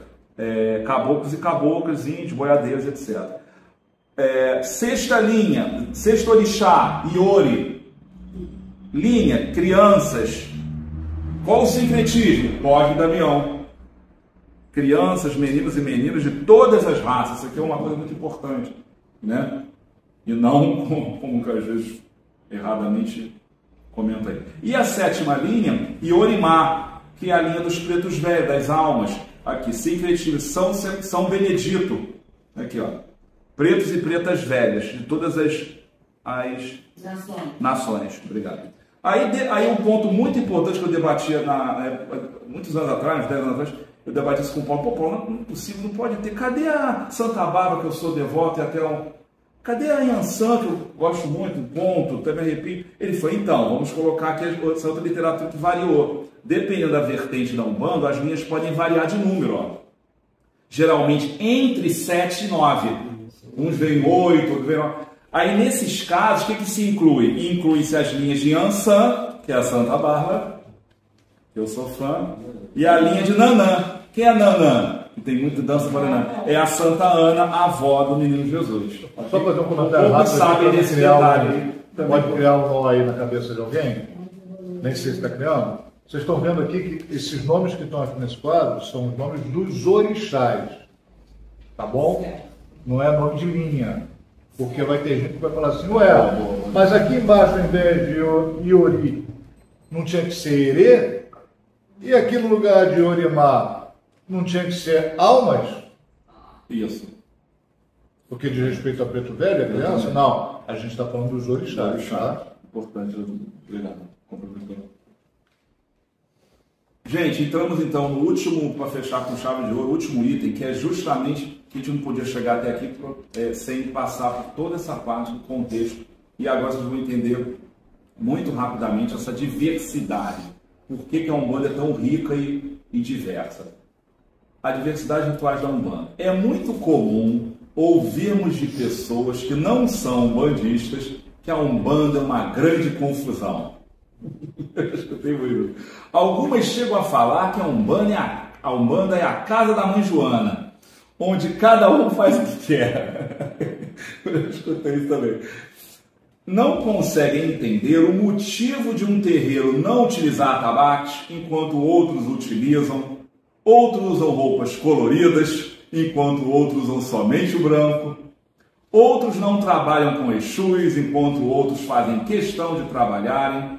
Outros criticam com rigor o uso de sangue e sacrifício de animais, enquanto outros utilizam esses elementos.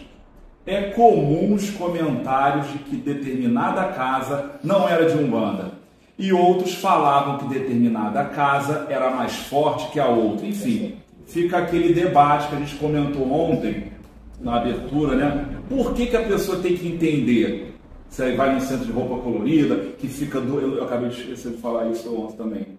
Por que ela fica 2 horas num ritual com o cocar na cabeça e não começa a sessão de atendimento? Porque ela dá atenção a instrumentos e tem uma identificação, uma influência mais forte naqueles elementos que a gente vai ver aqui, indígena. Enfim, as pessoas não conseguem entender isso. Aí vão na casa, como a gente brincou, vão pedir um carro, aí querem ver como é que é. Vamos ver como é que é ali, como é que funciona. Então tem que entender essas influências. Pô, essa casa aqui é dessa linha, essa aqui é de outra linha, para poder ver se realmente gostou. É aquilo que a gente falou isso, se o coração está mais afinado. Então, continuando aqui, conforme a figura abaixo, várias organizações, acho que a maioria no mundo, né, possuem como forma de organização e comando uma estrutura autoritária, centralizadora, é a pirâmide. Quem está no comando é quem está no topo.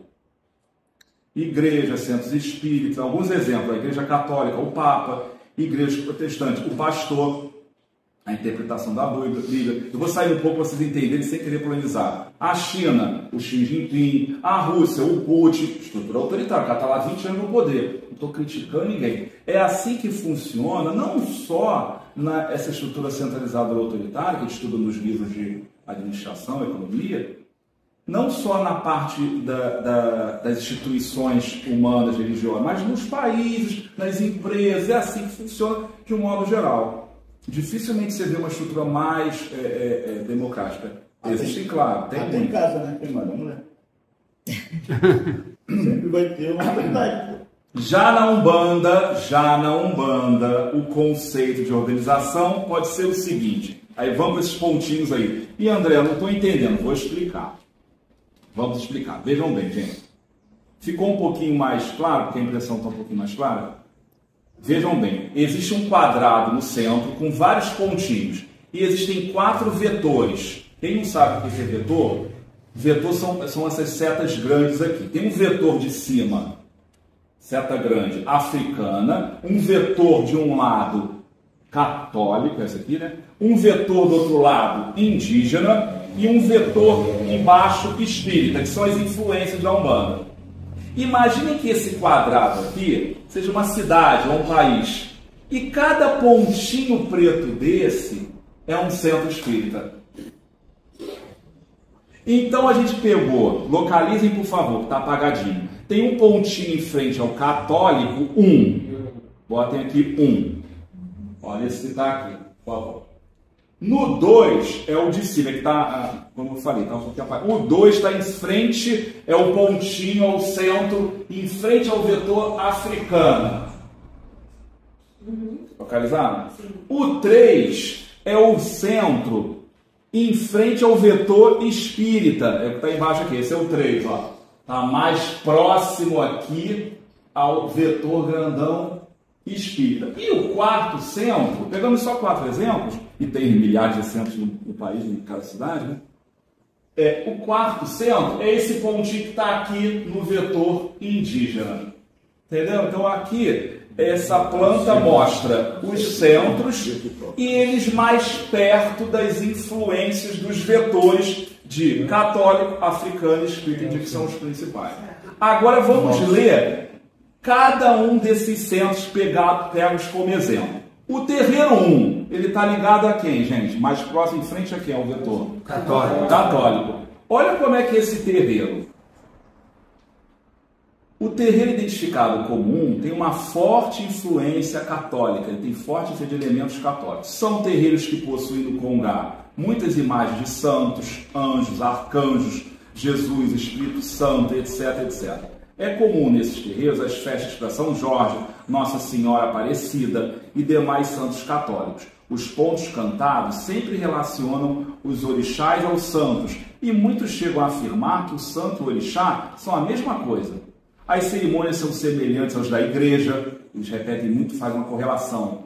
Batismo, confirmação do batismo, tem crisma, tem casamento, e sempre lembrando as cerimônias católicas, sempre fazendo essa associação. Algumas casas não trabalham com Exu, também muito comum. Alguns chegam a identificar o Exu ou o demônio. Ou seja, esse terreiro ele tem um conjunto de elementos predominantemente católicos, do vetor católico, ok? Agora vamos para o 2. O terreiro 2. O terreiro identificado como 2 está bem próximo dos fundamentos africanos, ou seja, tem um conjunto de elementos no seu ritual predominantemente africano. Isso significa que naquele terreiro os rituais africanos estão presentes de forma o quê? Significativa, mais intensos, mais você consegue visualizar. São terreiros de Umbanda que têm uma forte influência do candomblé e do culto ao moloco. Alguns cultuam os orixás de forma bem próxima ao do candomblé, eu já vi isso. Oferecem animais, usam inclusive sangue em alguns rituais. Alguns chegam a afirmar que não são cristãos, possuem rituais como bori, deitada, mão de pemba, mão de faca. Exu é cultuado nesses centros como orixá. Nesses terreiros, o uso dos atabaques é imprescindível. Fica uma... Isso, Paulo, obrigado. Fica uma coisa que eu falei aqui há um tempo atrás. Nada contra, eu trabalhei com o atabaque durante muitos anos lá no Pai Germano, não tinha nada de... E era um banda branca também. Mas fica uma aceleração, uma agitação e é fundamental para que isso ocorra, tá bom? Esse é o terreiro 2. Tá bom? Vamos agora para o 3. Olha o terreiro 3. Onde é que ele está localizado, gente? Em frente ao vetor espírita. Os terreiros edificados como 3, ou próximo desse, né? Tem forte influência da doutrina espírita. Kardecista, tá? A doutrina espírita é estudada pelos seus integrantes. Olha que interessante. Nesses terreiros, Umbanda é muito comum, sempre de Umbanda, estuda Kardec. Esse não estuda não, é só gira. Aqui, a doutrina espírita é estudada pelos seus integrantes. Caboclos pretos velhos, baianos, exus, etc., são considerados espíritos em evolução e que já estão libertos do ciclo reencarnatório, de modo geral é assim. No Congá não fazem uso do sincretismo religioso, ou seja, não existem imagens de santos. Normalmente, orixás são entendidos como espíritos de muita evolução, sendo considerados pura energia. Orixás nunca incorporam, são conceitos desse centro. De forma alguma, nesses centros aceitam o uso de sangue ou sacrifício de animais como oferenda para os orixás. Isso é inaceitável nesses centros. Nesses terreiros utilizam somente roupa branca. Rituais de origem africana são totalmente ou parcialmente desconhecidos por parte dos seus integrantes. Olha outro ponto interessante aqui nesse terreiro 3. Conceitos como mediunidade, passes, vibrações, obsessores são muito comuns, são estudados nesse terreiro. Em alguns, os caboclos e pretos velhos fazem uso do fumo. Esse é o terreiro que tem mais um conjunto de elementos predominantemente espíritos. E o quarto, gente, para a gente encerrar com chave, e agora com certeza faz todo sentido, é o terreiro que está em frente ao vetor indígena.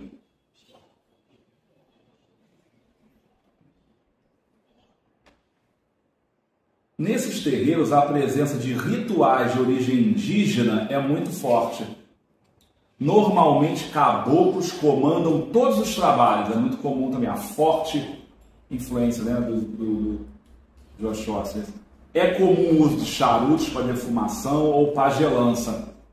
Existem mais rituais ligados a isso. Em alguns, os nomes utilizados internamente são de origem tupi antigo. Como é que esse menino não, tu comentou do nome do mas isso é muito difundido e valorizam muito a tradição indígena brasileira, ou seja, fica evidente você conversando, eles têm um conjunto de elementos de valorização que você fica impressionado. Esse é o terreiro que tem um conjunto de elementos mais predominantemente indígena. Aí depois disso tudo, encerrando com o nosso não encerrando, mas só para terminar aqui o conteúdo, passar para vocês, qual seria o nosso centro enquadrado mais ou menos em que número? 1, 2, 3 ou 4? Entre 1 e 3. 3. Entre 1 e 3. Um tem as imagens, mas a função é mais o 3. O 3 seria o mais adequado para classificar o nosso centro. Por isso que eu usei o tempo todo conjunto de elementos predominantemente, porque em centro você não pode falar 100% dos elementos são, porque a Umbanda é essa diversidade. Não sei se eu expliquei isso. Não, explicou muito bem. O Paulo tem uma teoria aqui que o nosso é o número 5. São 5. Vocês me avisam? Aí eu venho com o camarada. Nossa, está bem disso aqui, um pouquinho afastado do africano. O resto é o nosso. A gente bate com todo, joga nas 11. Não faz isso não. O nosso é bem predominantemente, com exceção de um Se a gente tivesse que cravar uma outra escolha, não tivesse obrigado a escolher um, seria o 3. Denominado como banda branca. Banda branca. Exatamente. Geralmente um banda branca é isso. A gente estuda elementos kardecistas, estuda o evangelho, doutrina, estuda esses elementos, como a gente falou aqui, passe, mediunidade, e divulga esse estudo kardecista, né? Em geral é isso. E tem uma coisa interessante, se vocês forem conversar com o Birajara, nenhum deles vai falar mal de qualquer outra língua. Ele não vai dizer assim, é um absurdo matar um animal, é um absurdo usar sangue, é um absurdo sacrifício, nunca vai falar isso. Ele vai olhar para a tua cara e vai falar assim, meu filho, cada um se utiliza da energia que acha necessária para fazer o seu trabalho. E cada um que seja responsável por exatamente. Bom, não tem que mal dizer ou bem dizer. Uma curiosidade, rapidinho. Vocês já notaram, já prestaram atenção, quem cruza o terreiro aqui na nossa casa?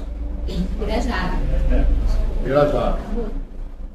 Quem abre as reuniões e encerra a reunião? Ele cruza o quê? Cruza alguma coisa? Não? Cruza. Claro. Ele vai em todos os que estão aqui dentro, um por um, e cruza. Aonde ele coloca a mão? A fonte dele. Ele não deixa, ele bota as mãos de maneira diferente, cada um toca. Quando ele toca no plexo solar, ele bota a mão em forma de concha virada para dentro do plexo solar. Não começa uma reunião sem que ele energize o plexo solar de cada um daqueles que vão estar.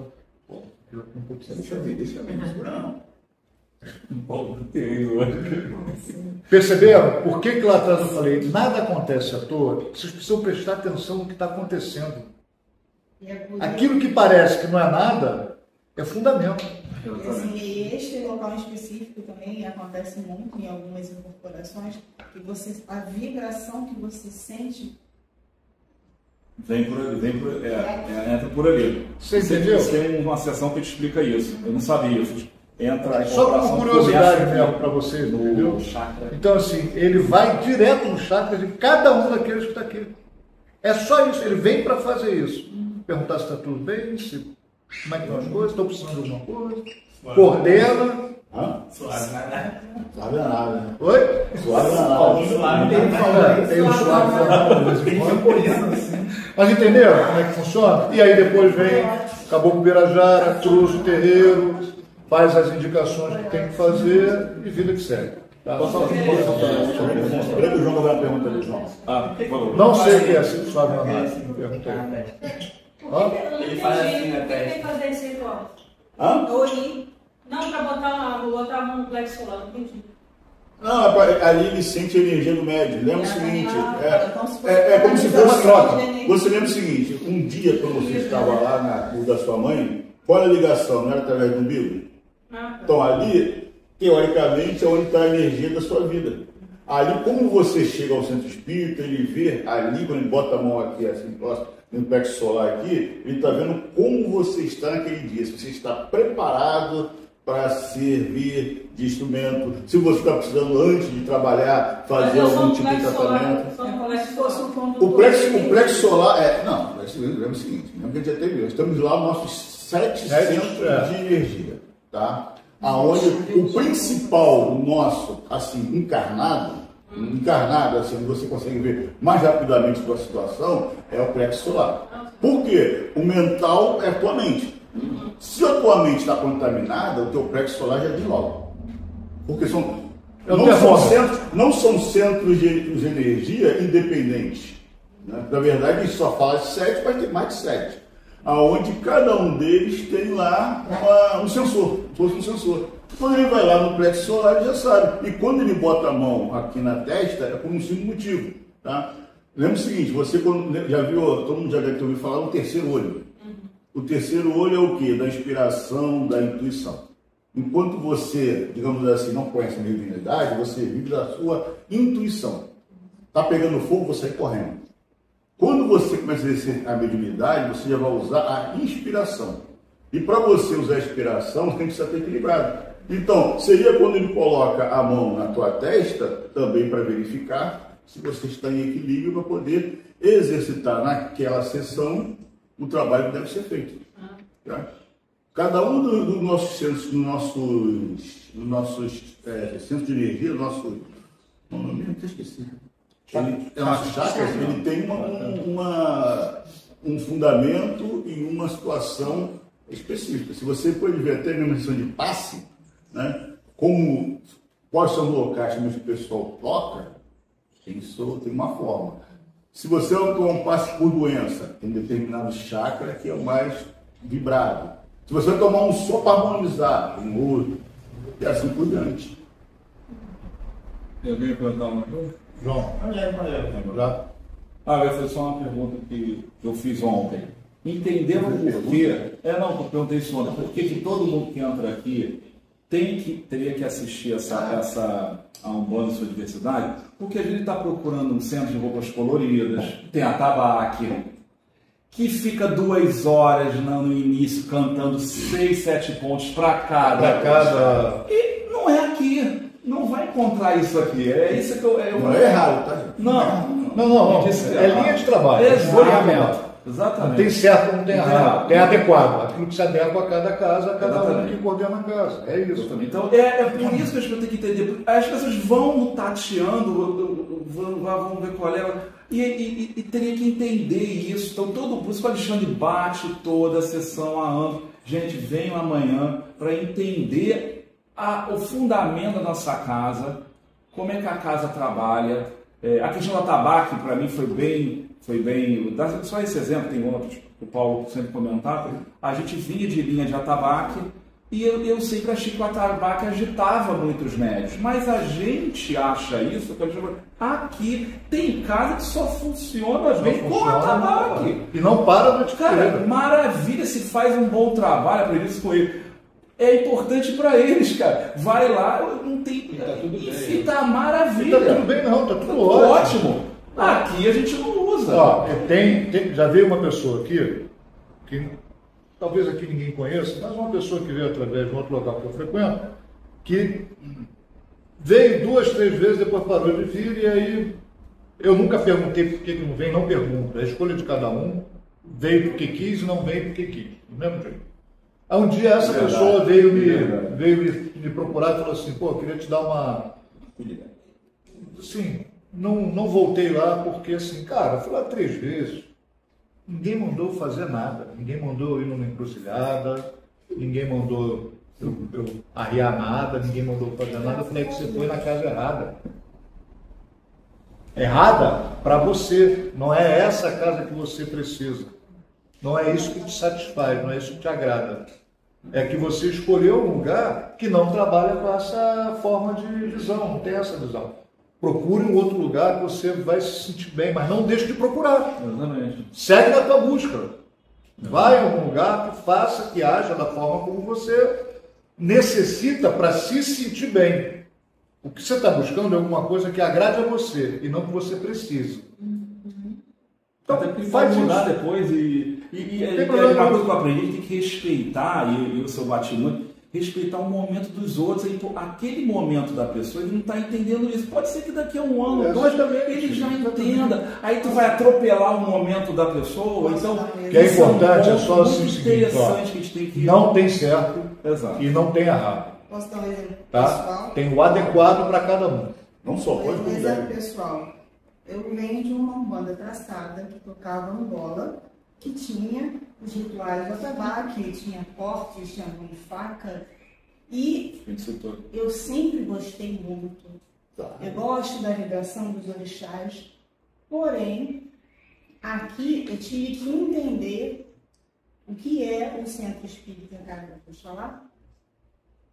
E a paz interior, que neste momento eu venho sentindo, é diferente. Porque em determinados momentos eu estava naquela vibração de aceleração.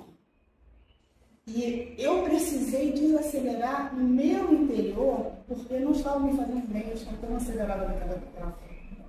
Então, a forma que aqui eu fui recebida e fui confirmada e eu volto para casa serena, tranquila. A minha cabeça agora, ela raciocina.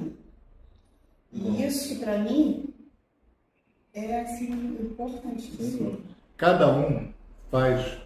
Desculpa, a primeira coisa, depois que eu faço as obrigações necessárias para iniciar, é ler essa placa. Essa placa é muito legal. E essa placa não foi criada por mim nem por ninguém daqui. Essa placa foi herdada por nós. Ela já era dessa casa. E ela diz tudo. Ela diz tudo. Antes de eu estar aqui dentro, eu saí.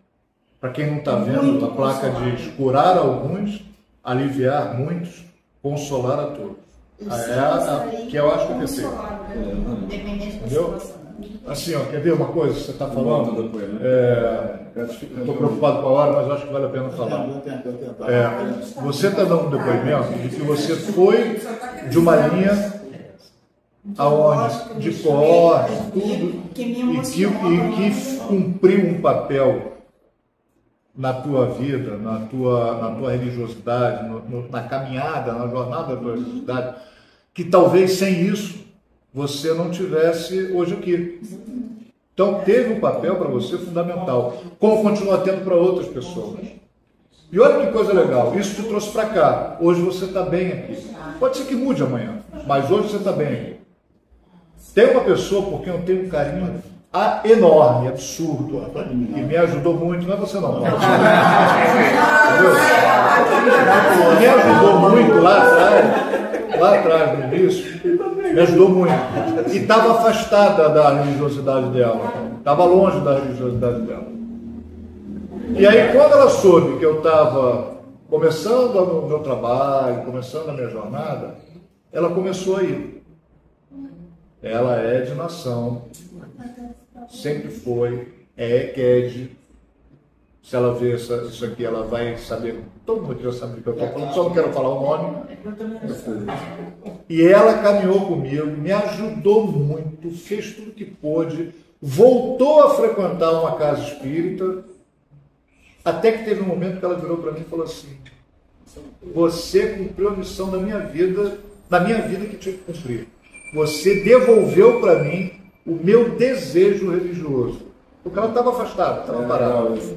E agora eu estou sentindo necessidade de voltar para a minha origem. Eu falei, pelo amor de Deus, vai!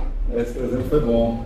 E ela está lá até hoje, se encontrou de novo, vai lá no candomblé dela, cumpre todos os rituais, é respeitadíssima, porque ela tem muito tempo de estrada dentro da religião dela, dentro do candomblé.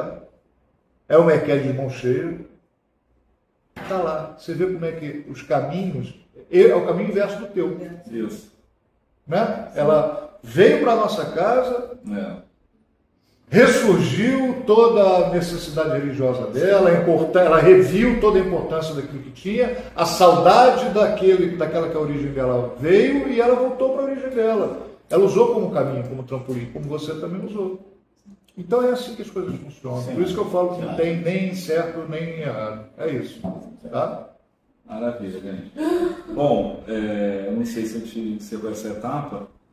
Você mais fazer alguma pergunta, não? Sobre esse estudo da diversidade da Umbanda? Se vocês quiserem, a gente faz o que eu propus no início. Faz a Umbanda parte 1, de vez em parte 2 e mais. Faltou a pergunta básica. Para que serve o defumador? Próximo capítulo. No próximo estudo faremos sobre os rituais. Sobre os elementos. Isso, próximo estudo.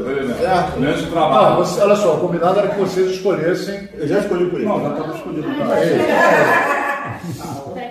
Vocês escolhessem aquilo que vocês queriam. Outubro, Umbanda. Novembro. Nem ele entende a letra dele. Karma seria o Karma. Tem transição planetária, mas Karma seria as diferenças de Karma, missão, etc. Tudo. Provas, assim? Uma linha de. Ah, tá, diferente. A gente fez duas partes, prova parte 1 e prova parte 2. Foi o fechamento. A gente em algum momento precisa voltar a falar de Umbanda. Por quê? Por que alguns fumam charuto e em que momento fumam? Por que alguns fumam cigarro e em que momento fumam? Por que se defuma? Por que alguns ingerem álcool e outros não ingerem? Na mesma sessão, no mesmo centro, na mesma incorporação? Quando faz? Para que serve? Pode ser na próxima. Então, tá vendo? Pode ser na próxima, não, continuação. A gente anotou outubro Umbanda, aí vem esse aqui. Novembro e dezembro, esses dois temas aqui são espírita, transição planetária, está pronta, é espírita. E novembro, a gente vai ter que fazer um espírita e um Umbanda, né? São os cadores espíritas, né? Então, pode muda, pode ser radical, muda. Vamos manter a próxima espírita em dezembro. Não, então, a Umbanda foi agora, a próxima seria espírita e dezembro Umbanda. É isso que ele está falando. E ele está no meio.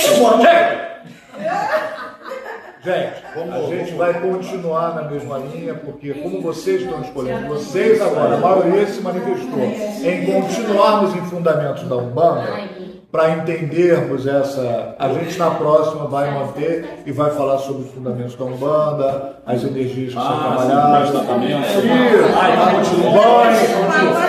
Banhos, defumadores, tá? Eu ia estudar um pouquinho sobre defumação, etc., que se espalha para o ambiente. Vai dar spoiler, cara? Não, vou aí, é legal. Vai falar do dia da defumação. Vai dar spoiler. Deixa eu falar, é legal. Ontem eu tava fazendo o celular da minha mãe e eu odeio cigarro. Eu compreendo como é que Então primeiro vamos trocar o termo. Boiadeiro da sua mãe, não. Pode ser boiadeiro? Bom. Aí ele tava fumando, né? Passou assim e fez. Mas ele olhou pra ele e fez. Na minha cara, fez. Aí eu fiz de novo, Aí ele tem motivo, quando ele usa, é pra limpar, é pra transmitir energia, é a forma de trabalho. Aí agora você faz assim e deixa ele. Todo nariz vai. Tá, então vamos fazer assim, beleza? Confirmando, novembro mantém tema de Umbanda, banhos ou de tratamentos da Umbanda. Que aqui tem, quando me vira fundamento, é o fundamento do uso. Tem fumo, bebida, tem tudo aqui. Tá. Então, aí mantém. E aí dezembro se define na próxima. Na outra a gente vê o que vai falar em dezembro. Isso aí. Tá bom, pessoal? Tá combinado? Todo mundo feliz? Tragam mais uma pessoa.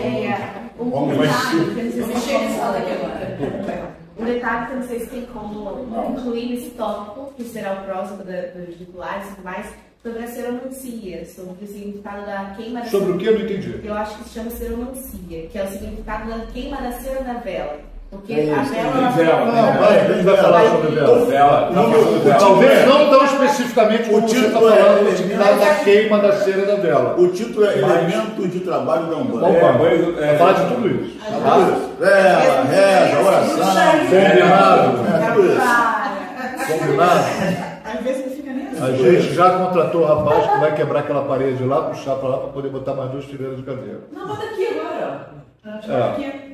Aí te vira. Volta ao original. Tá bom. Vamos seguir, que tem que vamos lá, vamos à parte. Beleza? Tranquilo? Todo mundo calmo, sereno, vamos lá. Calma aí. Ele faz isso com o jogador aí, faz o agora.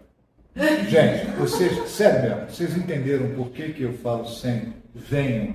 Porque nenhum de vocês sabia que a história de colocar a mão sobre o plexo solar. Nenhum de vocês já notaram isso. Ninguém sabia do Gramado. Ninguém sabia da história do Gramado. Não, tem muita coisa, sabia de não. Ninguém sabia. Por isso que é importante. Vocês estão frequentando uma religião e vocês não sabem nem por quê. E pior, para quê? E para quê? Mas é um mistério que está velado sobre a frente de vocês e vocês não têm o interesse de desvendar. Entendeu? Por isso que é importante ver. Sobre a alimentação encruzilhada também, cara, nem ideia, né?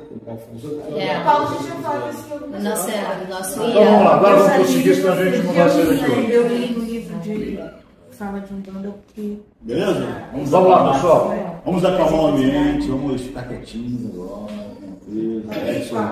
Tá? Nós vamos entrar para a parte de manifestação na parte espiritual, onde nós vamos agora para os passes de psicofonia. Quem vai para o passe? Tranquilos? Essa é a parte importante. Então vamos para a oração para os desencarnados. Queridos e amados irmãos que se encontram nos hospitais ou nos caminhos do plano espiritual, rogamos neste momento a Deus e aos médicos do espaço que os recebam, livrando de todas as angústias e tristezas. Que assim seja. Prece aos encarnados.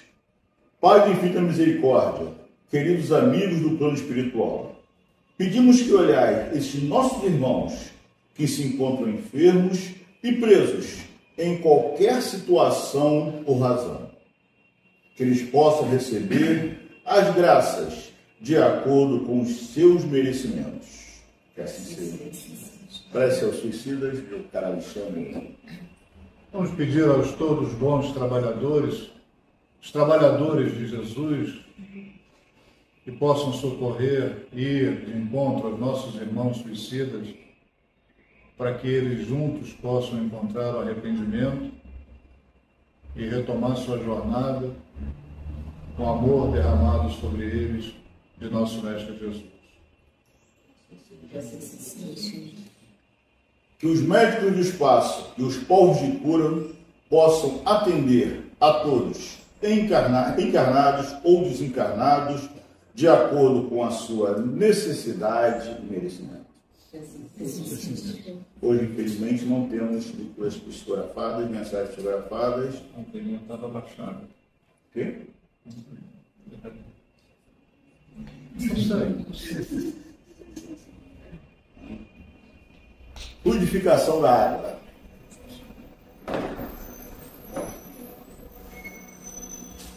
Pai de infinita misericórdia, todas as falanges dessa casa, médicos do espaço, que a água, bálsamo da vida, possa ser um remédio para as enfermidades do corpo e do espírito, e que possamos nos sentir renovados para as searas da vida. Que assim seja. Pai nosso que estás no céu, santificado seja o vosso nome, venha a nós o vosso reino, seja feita a vossa vontade, assim na terra como no céu. O pão nosso de cada dia nos dai hoje.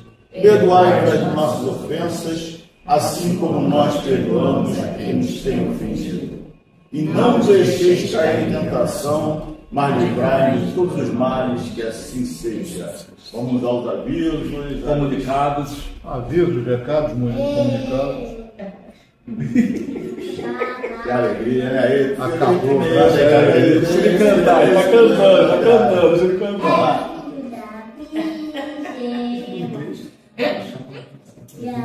Isso aí, gosto de continuar assim, hein? Próxima sessão. Não, só a próxima sessão do WhatsApp, né? 15, né? Vai ser dia 15, sábado, e dia 16, domingo de novembro. No dia 22 de novembro, a gente vai fazer a nossa série anual, nossa. Como é que é o nome? Evento holístico. Nosso evento holístico vai ser dia 22 de novembro. Vai ser bem legal. Acho que as pessoas já conhecem mais ou menos, né? É o sábado, melhor do domingo. O sábado seguinte, né? É no sábado seguinte. E aí depois eu vou colocar lá no grupo direitinho, o horário, o que vai ter, tá? Porque na verdade quem está organizando é minha irmã, e aí ela me passa, eu passo para vocês lá depois. Tá bom? Então é isso. Mais algum recado? A gente encontra vocês aqui domingo para a gente continuar os estudos. Importante, né? Oi, pai. É o que, Léo? Oi, pai. Oi, pai. Gente, obrigado pela presença de vocês. Não, tem que finalizar ainda. O Paulo resmunga o tempo inteiro, né? Eu tô velho, pô. Ele está todo dia com o corpo caminhando, então. Bom, ele vai falar alguma coisa depois, mas eu quero muito agradecer a presença de vocês. Quero que vocês tenham compreendido. Acho que tem gente que vem sempre aqui, mas tenham compreendido quão é importante que as pessoas entendam as coisas como elas funcionam e por que elas são feitas. Fazer por fazer ajuda muito pouco. Fazer sabendo por que está fazendo é muito mais prazeroso e o resultado é muito melhor, porque a gente entende as coisas. Então, não deixe de vir aos domingos. Eu sei que sábado é aquela atração bacana, o olhinho brilha, porque vai falar com meu filho, porque toda hora eu tenho que corrigir ele e trabalha aqui. Ah, falei com o santo tal. Falei com o santo nenhum. Falou com uma entidade, falou com alguém que veio auxiliar a gente. Eu sei que isso é legal, é confortante, é bom, um conselho, é necessário, mas isso aqui também é necessário. Entender o porquê das coisas é muito importante, tá bom? Então, muito obrigado por vocês. Agora o Paulo vai dar outra. Nós é que temos que agradecer a oportunidade que nós estamos tendo de estar aprendendo. Não agradece nada a gente, não. Ninguém aqui é santo, a gente está dizendo alguma coisa. Mas é a oportunidade que nós temos de aprender. Tem que agradecer alguém, está atrás e embora. Papo gente. Tá? Nós estamos só resgatando alguma coisa no passado, devia ter feito muita coisa errada. O Paulo então nem se fala. Tem que esperar. Alguém fazer também um agradecimento, Alexandre, obrigado por você ter vindo, cara. Muito legal, tá? Sempre se tiver vontade, vem aqui, tá? Pra gente, muito importante pra gente, tá? Tá bom. E também parabenizar o Renato, que vai aniversário semana que vem. Mas ele sempre está com a gente. Parabéns. Eu pensei que fosse, mas não um dia depois. Tá? Parabéns, que Jesus esteja sempre iluminando seus caminhos. Um faz dia 29, não, um faz dia 28. Ele faz dia 28, eu faço dia 27. Então, E assim, meu irmão faz aniversário no dia do irmão dele. Assim que nós encerrarmos a nossa gravação, que é para os outros verem a gravação sem necessidade de serem testemunhas de um canto de parabéns para você, a gente fala parabéns para todo mundo, tá bom? Gente, obrigado, tá? Vamos lá.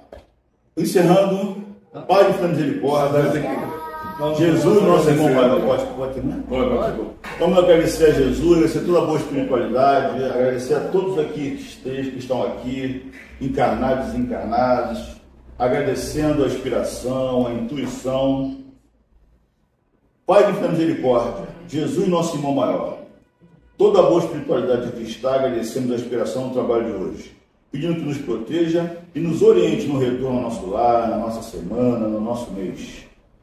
Que Deus esteja conosco e que sejamos sempre unidos no amor do Cristo.